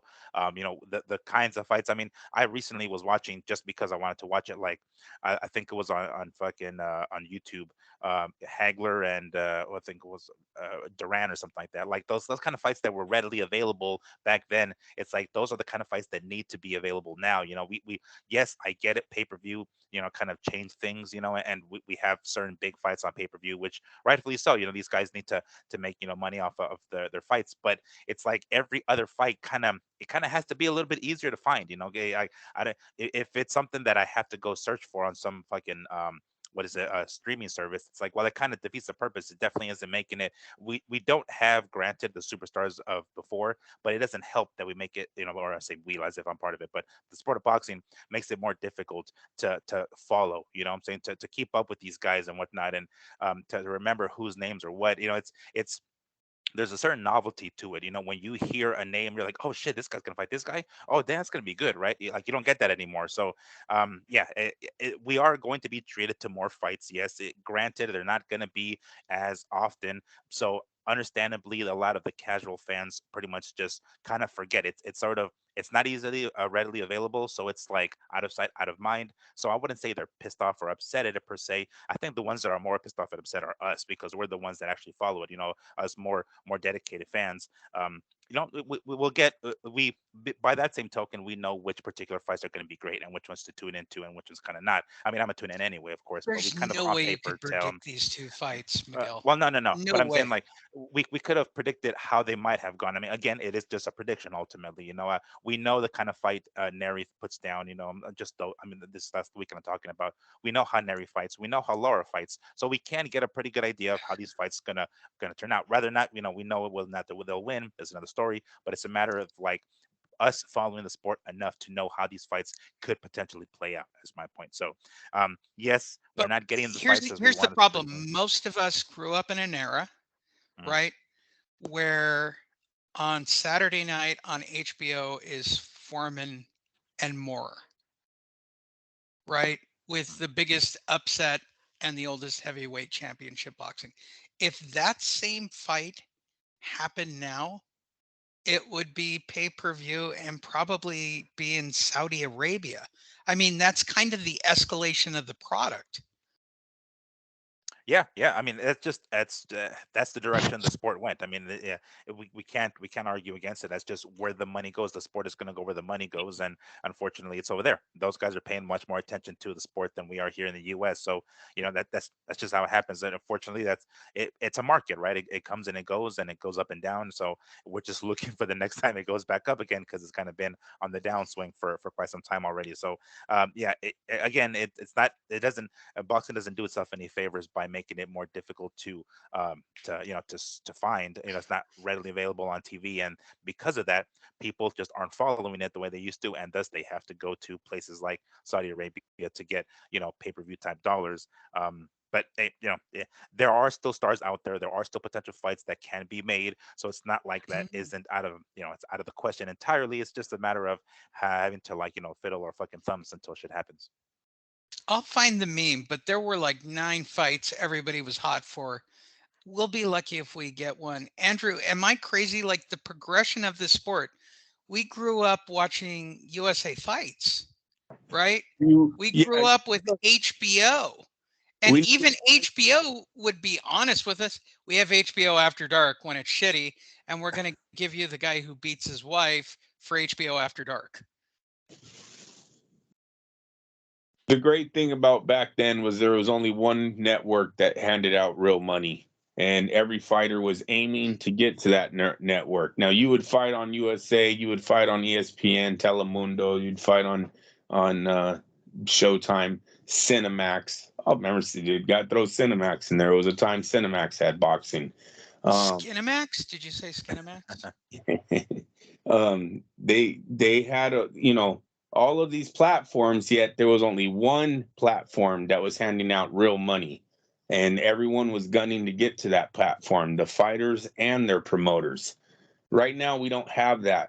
We had too much money come into the sport, and the lad Floyd, God bless him and Manny, made a lot of people want to invest into this sport. Everybody wanted the next Manny Pacquiao versus Floyd Mayweather fight. Not only did you want the Floyd Mayweather fighter, but you also wanted a rival like Manny Pacquiao to generate, what they do, 5 million pay-per-view buys.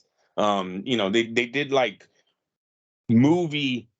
Hollywood movie numbers. Productions. Oh yeah. I would agree with you. In a matter of hours. That's what everyone's trying to hit. They're trying to hit that investment. So this is what everyone came. The Zone came through a lot of money. PBC, Al Heyman talked a bunch of investors into giving him a lot of money, and there was money everywhere. And fighters were getting spoiled. They were overpaid, and now we're seeing the downside of all of this money that came in. So how this hopefully works out is PBC is going to go away because the money's done, and I think the Al Heyman run is over. Seriously. Listen, you don't know. Have you talked to Al? Are you sleeping with Al Heyman? The Zone, did anybody? Yeah, I know you did, Miguel. I'm just putting it out there this way. Did you guys see that headline of fights they have coming up? Like, what the Yes. Like they were proud of it. Like they were proud of the PBC lineup coming out. And I got to be honest, I don't know a name. I mean, I know some of the names because we do this show. But Lewis. You remember when all of these guys were on the same fucking network? You remember that? You remember those commercials we used to get with all of the Miguel Cottos and the Ricky Hattons and the Floyd Mayweathers and the Pat all on the same network? And now, what the fuck was that DAZN was showing us? And then I got a text that the subscription's going up. I guess there's an email got sent out. Yep. The subscription's going up. Yeah, it's going up from $19.99 to $24.99. Yep. Yeah. Don't know if any part of this company needs to go away. It was they failed. They had $1 billion and they fucking dropped the ball big time on American boxing out here. Eddie Hearn does not know what the fuck he's doing. If anyone sees, he really can't match up his own fighters out there in the UK with guys that they can beat. These guys are packing the house and getting knocked out. Thanks, Eddie. Oh, I can see it on a macro. I can see it on the macro level, but Andrew, I can see it with the fans. I can see how angry. I can see what they respond to on social media. They want to be angry at something, right? Like they're looking for something to be mad at. They're holding out hope for fights that, frankly, #fightnotsigned, which clearly is the name of the show this week, but the fights aren't signed. They're just not. We all got excited at the end of the year. Everybody talked a good game. PBC did we're going to have a yard sale and start putting it up. The Charlo brothers literally went on a perpetual hiatus break. The one with all the belts, I was looking on Boxing Scene, is asking for an even longer break because he needs some time away because it's too stressful. From what? What is stressful, asshole? You won the belts. Have you defended the belts? Like, what have you done? You puke. Like, you're just waiting around to see if there's a big name opponent to come and challenge for all the belts. That's all you're doing. You just don't want to fight because you don't want to go to the gym and you just want to enjoy money. They're all spoiled, Andrew. The one company that there's Buster Douglas. I need a Buster Douglas. The one company that can save our sport in America is ESPN. ESPN is in all those households that we're talking about that we lost with HBO. They're in there because of football. They're in there because of baseball, hockey, basketball, all of the above. If we can get the PBC Showtime to go away, and hopefully Showtime is going away because Paramount took it over. If we can get them to go away and make those fighters that fight on those contracts a little bit more desperate, they're going to come. ESPN's the greatest platform you can be on. ESPN, not only do you have the casual fan, you're in everybody's house in America, basically, at that point, sports fans' house at that point. These fans are already used to paying for pay-per-views. Top Rank, all of their fans are used to paying for pay-per-views. ESPN, they know about it. This wouldn't be something new. I think the fighters, ESPN could be our HBO of the future. It's a matter of these other guys going away. DAZN coming out saying they're $6 billion in debt is a great start.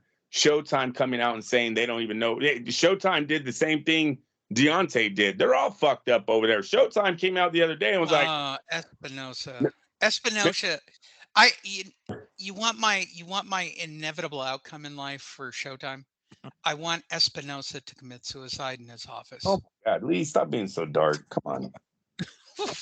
What show have you been on? That gets you banned for life. You can't say things like that, dude. It's gonna get me banned from what? A guy committing suicide? Come on, bro. That's stupid. Come on, seriously. Can't do that. No. As a boxing fan, Espinosa is as much of a cancer as Al Heyman. How about double suicide? Would that make you feel better? Al Heyman and Steve. Wait. Not as dark. Saying it's not funny. They have an argument about money and they kill each other. Joke. Oh, Andrew. I'm just keeping it real. I hate it when you have this moment in our shows. I'm not coming on here going, oh, I hope that guy kills him. Now, wait, who's the asshole? Verdejo? You run that joke all day. I hope he puts some fucking razor blades in his fucking cell. You could say wait, hold on. Has anybody checked our GoFundMe on please fuck Verdejo every day? Hey. By the way, all you have to do is go on GoFundMe. Just look up "fuck Verdejo in the ass every day." We created a GoFundMe to pay somebody in his jail cell to fuck him every day in the yard, up the ass. Oh, commissary. That's awesome. That's awesome. Here's how dark our show is. That's not dark. But you saying Espinosa and Al Heyman are the biggest cancer and they should kill themselves, that's too dark. However, a GoFundMe to hire people in Verdejo's prison to bone his ass every day in the shower. I'm good with that. I like the line with you, Andrew. I like the line. Justice. Well, I got to make boxing entertaining because the fight's not signed, Andrew. Name one big fight that's not signed. I want a big fight. Look, the fact that Miguel and I are kind of geeked up for Caleb Plant and Benavidez, and to be perfectly honest, I don't think it's a big fight. I think Caleb Plant's going to get fucked up real bad by Benavidez. You know what I don't like about Plant? You know what I don't like? His confidence. He's an asshole? No, the guy's confidence, man. He needs to act like a fighter more. And you see, Benavidez called him out on it when he was like, "Why are you whispering? Don't fucking whisper to me." And, you know, Caleb with this whole, "Hey man, let's tone it down a little. This is all for sport." Get that shit out of here, dude. You're in a fucking fight.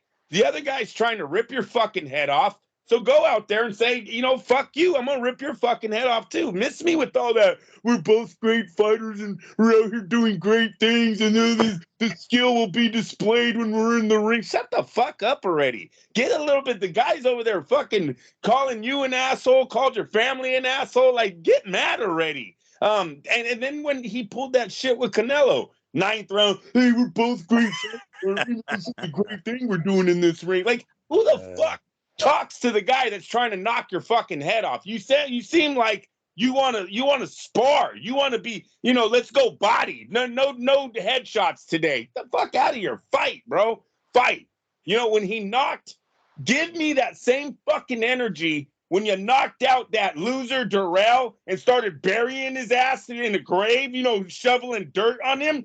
Give me that same energy when you got a bully in your face like Benavidez is telling you to fuck off. He's going to hurt him, Miguel. He's going to hurt him bad. By the way, Lee, I've submitted credentials for that, the application. I don't know if you want for you or both of us. Well, for me, because I don't know when you're going to be back. No, it's fine. It's fine. I don't know how long you plan to stay. No. I'm going to be out there that week. I'll take care of it. Okay. Anyway. Oh, go ahead, Miguel. Oh, go ahead. No, I was just gonna say yes. Yeah, that I'm hoping that there's a little bit more of an edge to Plant as the fight approaches, because you know we are a little over a month away. So I'm hoping to me, Lee, yes, this is a pretty significant fight considering that you know it is PBC, generally speaking, you know, that when they were doing this, when the welterweights, they did have as many of the name welterweights they had to fight one another. So we got to some degree the closest thing to the best fighting the best as we have at that time. You know, we're talking about Thurman, Garcia, Porter, the guys that were names at 147 were fighting each other. So you know, give credit where credit's due. The fights end up, unfortunately, they went 12 fucking rounds each time. So nonetheless, this is the kind of fight that I was hoping would have happened before Plant fought Canelo, and I would say like these guys would fight one another, and then the winner would eventually fight Canelo. Obviously, it didn't happen that way because Canelo had his mind set on that last IBF belt that he wanted to get at super middleweight. So understandably, he went that direction. I get it, but this is the kind of fight that I would have liked to have seen prior to that. But hey, you know what? Again, I one loss is not gonna change things. Yes, Canelo defeated Plant, but I still want to see this fight. So this is the kind of things that I want to see. I still want to see so wait, guys here, fight. I'm going to throw this down for you.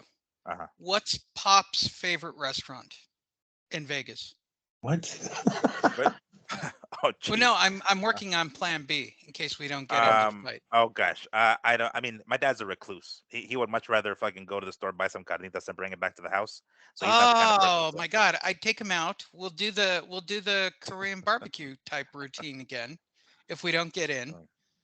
I would love to see the old man lose his shit and watch that fight. Let's try to think of a better plan on getting in on air instead of a plan B. Well, no, I'm going to say this to all the fans. Right. I guarantee I'm there that week because I'm actually working and speaking in the day job. So I guarantee whether or not we get in, Miguel and I are going to be there on press conference day. I'm going to get 10 questions out of Caleb Plant. I'm going to get the 10 questions out of Benavidez, right?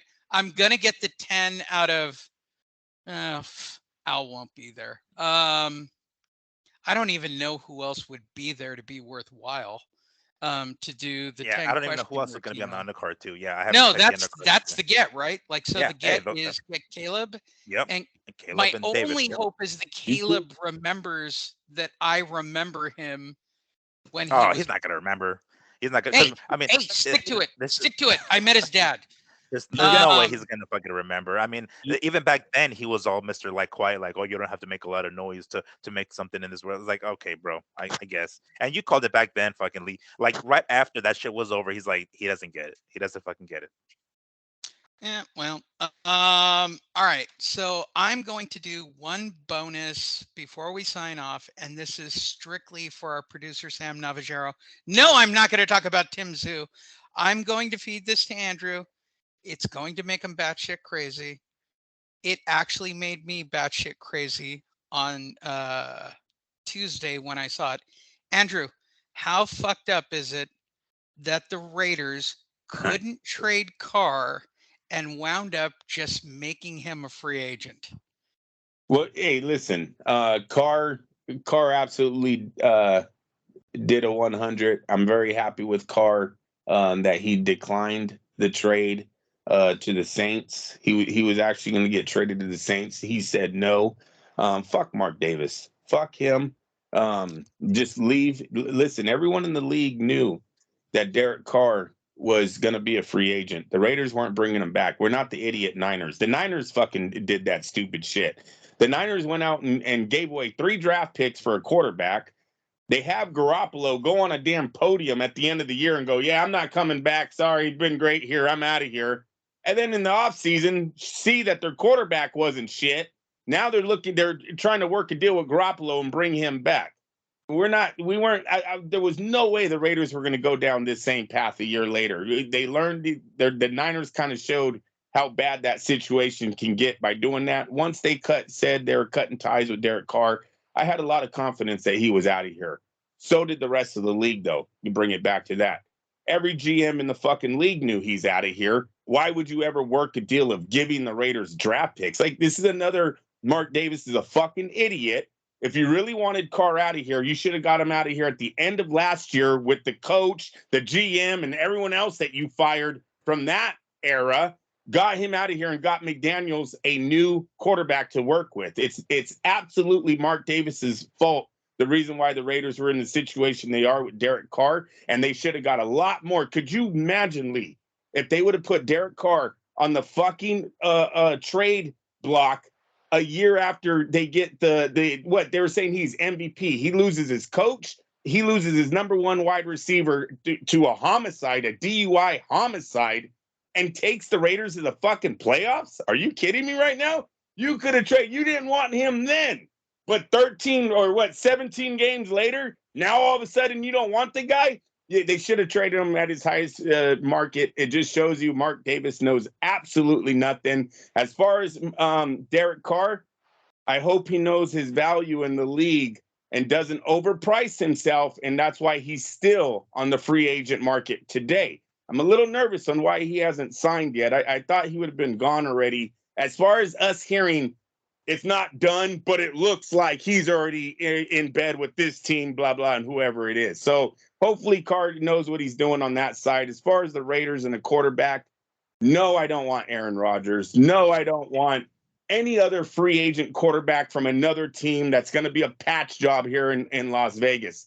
The Las Vegas Raiders need to become their own team. You must start fresh. You got to work out of the draft. They got to somehow draft a quarterback and make him the starter so Las Vegas can adapt and bond with a new, fresh-looking Raiders. Bum, bum, bum, bum, bum. Sam, get a tissue. Clean yourself up. You got a full. All right, let's give one to Miguel. All right, this past Saturday, was it WWE or UFC? Well, I mean, I don't do either or. I do both. I just do one first, one second. Which one was the chubber meter? Well, I mean, the UFC had chicks in the main event, and one of them looked like a fucking dude, so it wasn't that one. It was the WWE card. Although I do got to say, good for the WWE that their chicks look like chicks. Yeah, and I got to say that Bobby Lashley and Brock Lesnar DQ was fucking whack. Sorry, I know it's fake wrestling, but that should piss me off. Like, I hate when they end up in stupid DQ endings like that. That should always Can't you irk me. see that they're tagging up together to take on Uncle Dickie and whatever that fucking routine is? They're trying to make them lose, but not look bad in losing, which kind of pisses me off. I hate when they do that shit. But anyway, that's just me and my fake world. Yeah. Do you know it's fake? No, what? No. This is real, bro. What the fuck are you talking about? Shit? The fact that they have a press conference after WWE, I know they do is that the shit, most offensive thing. That's hilarious About WWE. Oh, we have a press conference. Now you're gonna like drop kayfabe and talk for real, but your wrestlers don't like. But they're still in character, obviously, right? I mean, they did that shit back in the day. Even back when like Hogan fought Andre, they did a little fucking presser, and it's just like, oh my gosh, it's a big deal. And then later on with Michaels and fucking and Stone Cold, they did a little presser with Mike Tyson there and shit, and it was just like, oh my gosh. And like, I don't know, do they get like fake press people? Because obviously they're not gonna have real press people be like, Ariel y'all, Helwani. No, why they y'all have Ariel talking like Helwani that? on the payroll. Yeah, it's like y'all in character too are the fucking press guys, because what the fuck questions are gonna ask them, like, are you guys really hitting each other? Like, obviously not gonna fucking ask them questions, because real press people would ask them questions like that, of course. So they gotta have like press people, journalists that are like in character, I guess. I don't know. I'm so depressed. How long till fake football, Andrew? No, Can I no. have some fake Isn't football? there XFL coming out soon? No, right? no, not even XFL. In 2 months is USFL. Oh, And then after USFL, mhm. it's XFL to get us back into the Hey, football season. the biggest God. of 2023 is going down. Oh my God. This is the worst year of fucking sports ever. Like Tom it Fury sucks. has arrived with the whole boxing world on his back to Dubai. Is it Dubai or Saudi? Dubai is in Saudi. Dubai. Well, yeah, the fact that, Saudi Arabia, okay, the here's Middle a East, fun yeah. fact, Andrew, that you don't know. So the WWE is selling themselves. There are only 2 companies vying. One is this, yet again, another industrial corporation, much like the people who own DAZN. And the other, and I'm not even joking, Saudi Arabia. Not as a corporation. Apparently, the entire country wants to buy the WWE. So they're buying pro wrestling, they're buying boxing. It's not going to be long until they buy. I'm sure they're involved in football in the UK, right? Like that's got to be a thing already. I'm sure it is. There's no way in my mind that I don't think that they're involved with soccer clubs in the UK or abroad. Yeah. So what? How long till they get involved in US sports and take a shot at a real US football team? Like they have to put their money somewhere. The Saudis won, Andrew. You should learn it, and that's why we're number 1 in the Middle East, because apparently they understand that I know that. I don't know. Everybody, thank you for listening. We really do appreciate you on social media. You guys have been amazing. I think we finally broke the 300,000 plateau, which what a staggering number of people are hitting our social media and our content. We appreciate it. It doesn't mean shit to the promoters, because apparently I'm still here and I'm doing time for the rest of my life for saying shitty things. Could be because I said Steven Espinosa should commit suicide. I get that. I No, get that. I get that. I get that. I get that. I get that. I get it. Yeah, we're going into a Showtime event too. Yeah, I see that. I see where you're going with the O before the March event, which is why. Where do we want to go to dinner to watch the fight, Miguel? Do they have Wi-Fi? I think everyone has Wi-Fi, right? So that's yeah. yeah. I'll bring the laptop, right? We'll do the Korean barbecue routine again. You guys, are you seriously? Are you a little surprised that Top Rank got involved with the Paul Fury thing? No, this thing is on ESPN. Not at all. He's a moneymaker. I mean, I want to hate the dude, but either of the Paul brothers, you know what? Kudos to the WWE for taking a Paul brother and propping his ass up. He's literally getting a Sunday pretty much main event against Seth Rollins. So that's top tier talent, because he's worth the millions they're paying him. He's worth it. He draws views. And about Paul Fury, if right? if the other Paul beats Fury, all right, the dude can write checks. The dude can legit write checks, Andrew. Wait a minute. Hey, Lee, but Jake Paul makes more money than his brother. I'm sorry. They're both worth a lot. I mean, I can look it up, but they're worth crazy. All right, so Logan Paul net worth, and this goes back to the King Rye thing, right? So All right, Jake Paul net worth. No, Jake Paul's worth 30 and Logan's worth 45. It's about the same, Andrew. Damn. But Logan is still more though. I Yes, mean, that. I don't know how much more, but it's still Well, worth more, no, right? and Ryan is the only one in boxing who seems to get it, right? Like Ryan Garcia, when's the last time Ryan Garcia actually fought? When he beat Fortuna recently, I think that's the last time. Was it Jan? No. When the hell was it? No, it December? wasn't. Was No, it? I don't know. It was when he beat Fortuna. I'll have to look it up, but I don't remember when specifically that was.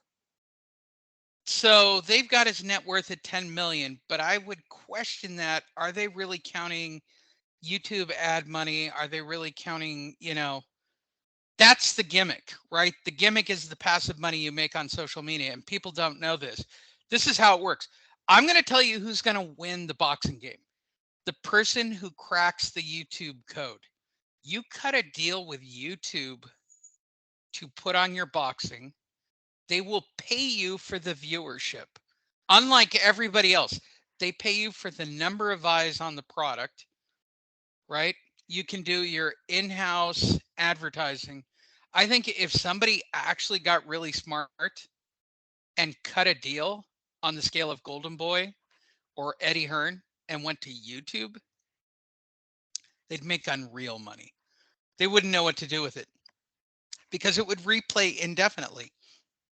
But that's what we're trying to avoid. We already seen the they're gonna make ungodly money type bullshit. I don't need that. We need a platform that hands out the biggest checks, and that's where everyone's trying to get to. Seriously, it needs to get back to that. Not if you do your only as fans, you don't need a promoter. They'll all come to there and watch you there, or YouTube. They'll watch you. I want to get away from that. All this self-promoting, this I don't need anything from anyone. I'm going to do it myself. You're going to see a lot of people are going to get robbed out there. They might make money off YouTube, but when it comes to making fight contracts and getting these agreements to do commercials and stuff, if you're not educated, man, you're going to get fucking taken for all your money. You really, I would not go down that path. I want to get back to ESPN should be the platform that you can do a title defense on ESPN, go into millions of homes and build that fight up to do a pay-per-view fight. Their platform is about as close to HBO as we have. We really need to start directing the fighters back to that. If I was or how about this? Okay, Oh, go ahead. No, what if because the thing there is a difference between ESPN and ESPN Plus, which is where the majority of the fights are ESPN Plus. There are some on ESPN. Now, mind you, I do have Dish Latino, which is like not that great of a package, but I do have Fire Stick and I have the ESPN Plus app. So I don't know. I don't really pay attention to which fights are on actual ESPN like for free and which ones are on the paid subscription for ESPN Plus. So what if like maybe the majority of the fights being on regular ESPN, and then maybe they do a pay-per-view, or they just go with like, oh, there's a big title fight or something like that, a major title fight that would be on ESPN Plus to get more subscribers or something along those lines. I don't know how that exactly translates to money or dollars for the fighters themselves, but something along those lines, because the bottom line is what I'm seeing, the majority of these fights are taking place on ESPN Plus, which is already a paid subscription as it is. So I mean, I don't know. Yes, it would be nice if they were on ESPN, regular ESPN, and then maybe some bigger fights on ESPN Plus, something like that, to have more incentive. But yeah, something that's more free, something that is more readily available. Everybody has ESPN, right? Or TBS or TNT or whatever the fuck. A lot of the main event, the last two fights though, are shown on regular ESPN. If you notice, they are running, some of these fights are being run on a double, your ESPN Plus, and then you'll go to ESPN, or at least I will go to ESPN on my Direct TV, and it says boxing also on the ESPN channel. I'm like, well, what the fuck? But what you're getting on the Plus is that we were going to start at 11 in the morning and go all the way to 10 at night. Fuck, dude, that's what I can't do. I've watched the sport way too long. I know what they're feeding us at 11 o'clock in the morning. We're getting fucking the guy with 97 losses versus the kid that just got out of the Olympics. I don't need to be entertained in that way. So that's why I stay away from all those undercard fights. but that's what you're getting. At least sometimes I have seen double airing of they're showing it on the ESPN Plus, and maybe that's for streaming. Maybe that's why they're doing it, so people can actually watch it on their phone also. But they are showing the fight also on the basic ESPN channel, at least the co-main and the main event. But here's the thing though, like with streaming, like let's say on your phone or your tablet, as long as you log into your cable or satellite provider, you can watch it there without having to have a ESPN subscription. Like you can actually like log in and get download the ESPN app, right? And without paying anything, like whatever it is, the ESPN is already part of your package, let's say, and you use a tablet or a phone, you can actually like download the ESPN app and then it'll ask you to log in under your cable or satellite provider, and you do so, so it's already part of your package, right? So you don't actually have to pay the additional 4.95 or however much is ESPN Plus.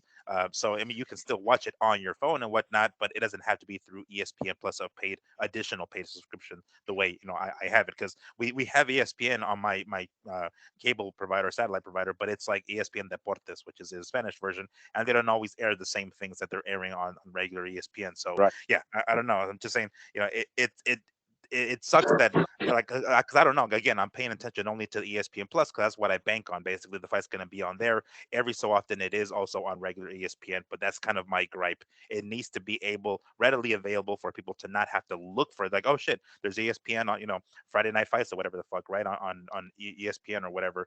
But that something along those lines. You don't have to pay an additional subscription to watch NBA on any regular night. It's just like you don't have to go searching for that shit. Well, you don't, but ESPN Plus is there for that. And there's a lot of sports fans that have ESPN Plus because you can watch your baseball team that's not in your state. You can watch Right, your right. football team and all of that. And you know what? I don't know about the NFL network. I don't know how that plays in with the ESPN Plus, but I know when I do turn on my ESPN Plus, they have the other major sports on there that I just don't pay They've got attention. one sport. They've got one sport because of Disney owning Monday Night. So they have others, where ESPN Plus is still in homes that DAZN isn't in, and that for sure fucking BLK isn't in, and all these other platforms that these guys are trying to run on right now. They're it's very hard to find. I've literally been told that way too many times. I'm not into boxing right now. It's just too much. I have to search for it too much, and I totally Yeah, understand, man. right. I get it. Who predicted the future that all boxing would be on just like this, Andrew? Not on. I feel like I need to go in the archives and go find this. I feel like somebody said the future of boxing, because we all shit on Bob going to ESPN Plus away from HBO. I believe there was an episode of Fight Net Radio, Andrew, where I said, this is the future, period. Well, And I streaming. am, Yeah, yeah, oh yeah. Yeah, no, It's yeah. all streaming. Look, we all know it. I guarantee. How many streaming apps do you have on your TV, Andrew? At home, the real yes. TV. Yes, and that's because people are cutting out their cable and they're going on a lot to streaming. Yes, and you get to pick Right. more. So why wouldn't I go to, well, Disney would put me on Hulu, so you're not going to be able to cut out Bob Arum. So why wouldn't, if I were Deontay Wilder, why wouldn't you, with your name, go in, walk in, I'll give you a 5-fight deal. If I can get you 10 million views on 5 fights, what would you pay me? Or 20 million views on 5 fights, what would you pay me? 30 million views. Because remember, with YouTube, they're going to replay it. They have the ability to push it for their own ad revenue. 5 fights with Deontay Wilder is 100 million views. Easy. And that's what these guys make money on. That's why Mr. Beast is worth hundreds of millions of dollars on YouTube. Who's that? Oh, Mr. I'm Beast? telling you, it's going to be somebody like that. If Tyson Fury did it, if I don't Well, think Joshua's got enough star power. Canelo that's the probably does because you can do it in multiple languages. we're gonna see Fury's money go through the roof. I mean, Paul's money, Jake's after he does his pay-per-view at Fury. With Fury, you're talking about a guy who's known on both sides. The boxing world's all in tune to this fight. When his brother fought Floyd Mayweather, they did 75 million that night in pay-per-view money. Um, Jake Paul versus Fury has the potential of making something like that globally because he is such a big name over there in the UK. Everybody knows about this fight that's involved in combat sports. I mean, I think this is even crossed over into the MMA with how connected Jake Paul is to that side, that they know about the rivalry between Paul and Fury and that it's going down in 7 days. In 7 days, these two will be in the ring. As for the fighting is, for as shitty as they're going to look, they're gonna fight. The fight is gonna happen. It looks like they already showed that he's out there. Fury's out there. Paul's been out there. It's So this here, weekend, right? yeah, This is Yeah, happening I didn't this even weekend. realize it's next weekend. Yeah, literally next It's Saturday. this weekend. Yeah, this is for real. So Fury has the whole boxing world on his back, man. He can't lose this fucking fight. I know he's shitty, but there's a lot of But people. my simple point to this is the direction it has to go. Andre It's Ward got to be said- based on views. Dude, Period. it's on ESPN has been promoting this thing. Trust me, everybody knows about it. Andre Ward was like, Fury, I think he said Fury's going to stop him because he knows how to throw a punch like a boxer. Like he put all of his marbles in it, man. He put the boxing world on Fury's back. I hope that fucker doesn't lose this fight. I know his highlights aren't great at all. I went and watched them. I was like, oh my God. But deep down, I kind of need Fury to end this madness with these Paul brothers. Like the Floyd thing, yeah, Floyd beat up his brothers. Who the fuck cares? We all know Floyd's a clown. Floyd will. You can buy Floyd's O. The right guy hasn't given him the right price, but you can buy his O. Floyd's a. I haven't won the lottery yet. I haven't bought the lottery. It'll happen. Fury. He's got to put an end to this. This guy has been beating up a lot of ex-MMA guys, not fucking dropped Anderson Silva. Like, we need this shit to come to an end. I will be robbing that fight. I ain't buying that shit. Oh, no. Stream that shit illegally somewhere, but I am interested in seeing how Fury and Paul turn out. Am I crazy for thinking this is the future, Miguel? It's going to be based on click rate. I I can't exactly see it going entirely in that direction. Yes, to some degree, it is going to include some of that, but the fact that it isn't there already, because I mean, the second DAZN came out and was like doing the whole no more pay per view type thing, and specifically on streaming services, and then ESPN Plus with Top Rank. Like I would have thought. I mean, it's been what since like well over 4 or 5 years now. I think 2018 is when HBO left the boxing business. So it's several years already. If it was going in that direction, or I guess entirely in that direction, I think it would have happened already. Yes, it is happening to some degree, but I think this is to the max as it's going to get. I don't think it's going to go anything beyond this, at least that specifically, because again, we are talking about athleticism. We're talking about an actual athletic competition, not a show or a soap opera or something that's scripted, that's going to be able to deliver entertainment every single fucking time.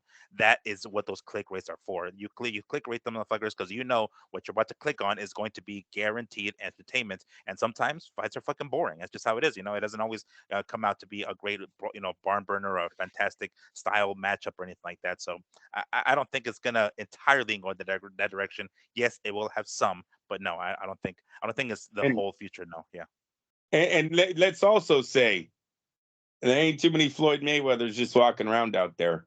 I mean, Al Heyman had one of the biggest stables of undefeated guys that were looking to take over the future. He not only took the future of HBO, he took the future of Showtime when he made the PBC. Like, they were all fighting under him. It was all PBC, PBC, PBC. All the congratulations always went to Al Heyman. He didn't do shit with any of those guys. None of those guys are Floyd Mayweather. None of them are legends. Some lost to nobody. Some lost their biggest fights. It doesn't matter. None of them became Floyd Mayweather. So I think all the investors that have come, the Jay-Z's and the BLKs and the DAZNs and the PBC investors, all of them realized this shit is not as easy as you think it is. You don't just get into boxing and go, oh, yeah, I got this undefeated kid. Yeah, I'm just going to keep him undefeated. And I guess when he fights for a title, he makes 20 million. I don't know. That's what Floyd did. No, Floyd didn't do that. Floyd was brought up, like I've said many times, by Top Rank, right? He had the Hernando Hernandez fight. He had the Corrales fight. He had all these fights leading up. Dude, they took a title away from who was it? Stevie Johnson, a southpaw, very good boxer, southpaw. Take the title from him and give it to Jose Luis Castillo, who had been stopped 4 times by cuts in his career. That's who Floyd had to fight to get the title at lightweight. He didn't have to fight Mosley. He didn't have to fight Stevie Johnson. He fought a guy who had been stopped 4 fucking times. When he moves up, he doesn't fight fucking Miguel Cotto. He doesn't fight Ricky Hatton. He fights who's the Mexican kid, Lascano. I can't think of his first name right now, but he got to fight him. Like he always took the lesser opponent and then all the way to De La Hoya. De La Hoya, that whole fight was made by Top Rank. They both leave Top Rank and get all the winnings, keep them to themselves. But the guys that made that fight was fucking Top Rank. And that's what everyone's going to realize. The people that really made boxing thrive is that fucking company. They're connected to all the fights. As far as we can think back, our brains can go back. It has been Bob Arum and Top Rank. And all these other investors, they're realizing real fast, this shit ain't fucking easy, man. Check us out online at FightNet Radio because I actually know the future of boxing. You can also visit our website at boxingtonight.io. We will be back next week with 3 days of boxing results, believe it or not. On Friday, believe it or not, I can't even say it with a straight face. Guillermo Rigondeaux is fighting Tubba. Oh, jeez. Yeah, who knew he was still fighting, for God's sakes? I mean, that's kind of crazy. On Saturday, Showtime has a card of people you've literally never heard of fighting for the IBF junior welterweight title. Who is Matias and well, okay, I've heard of Ponce, Miguel. But really? Really? That's what they've sunk to on a Saturday night? That's a pretty rough fight. It is. I mean, like, I'm gonna tune in because I'm gonna tune in, but it isn't because I'm tuning in when any sort of like really enthusiasm or anything like that. Because So you're saying this over the A-Team? This over what? Watching an episode of the A-Team. Oh, well, for me, yes, of course, obviously, yes, for me, yes. But later on that evening, we are gonna get shout out to VIP Box, Jake Paul and Tom Fury. Andrew, Matias versus Ponce or the A-Team? The A-Team and doing. Were you a B.A. Baracus guy? No. Really? All right. And then on Sunday from Riyadh, Saudi Arabia. So what I'm excited about this, and I just wanted to talk about it, I don't really give a crap about Paul and Fury. That's kind of like watching a cockfight.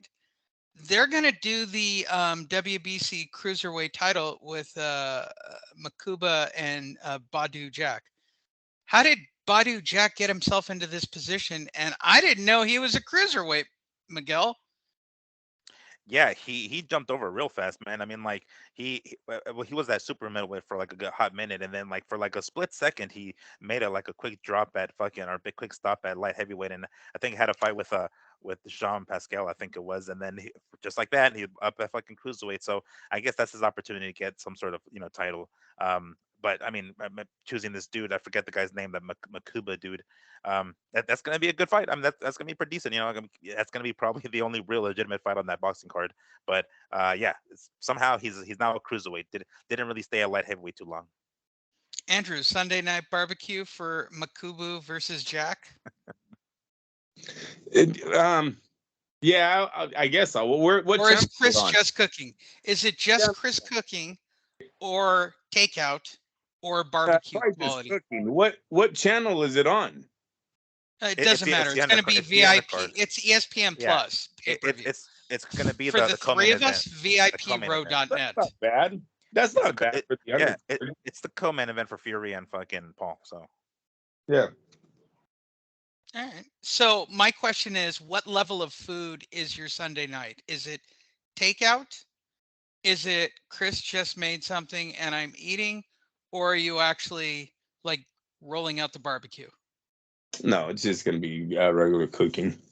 Lee, I'm watching the fight on a fucking illegal site. I probably won't even get, they won't even look that nice. I don't put that much into this fight, bro. I just want to know if Tommy Fury's going to win this. Look, he's been around boxing long enough to know how to fight a fucking guy like Jake Paul. Jake Paul's nothing special. You might say he's athletic, he's determined to learn a sport, blah, blah, blah. That's fine.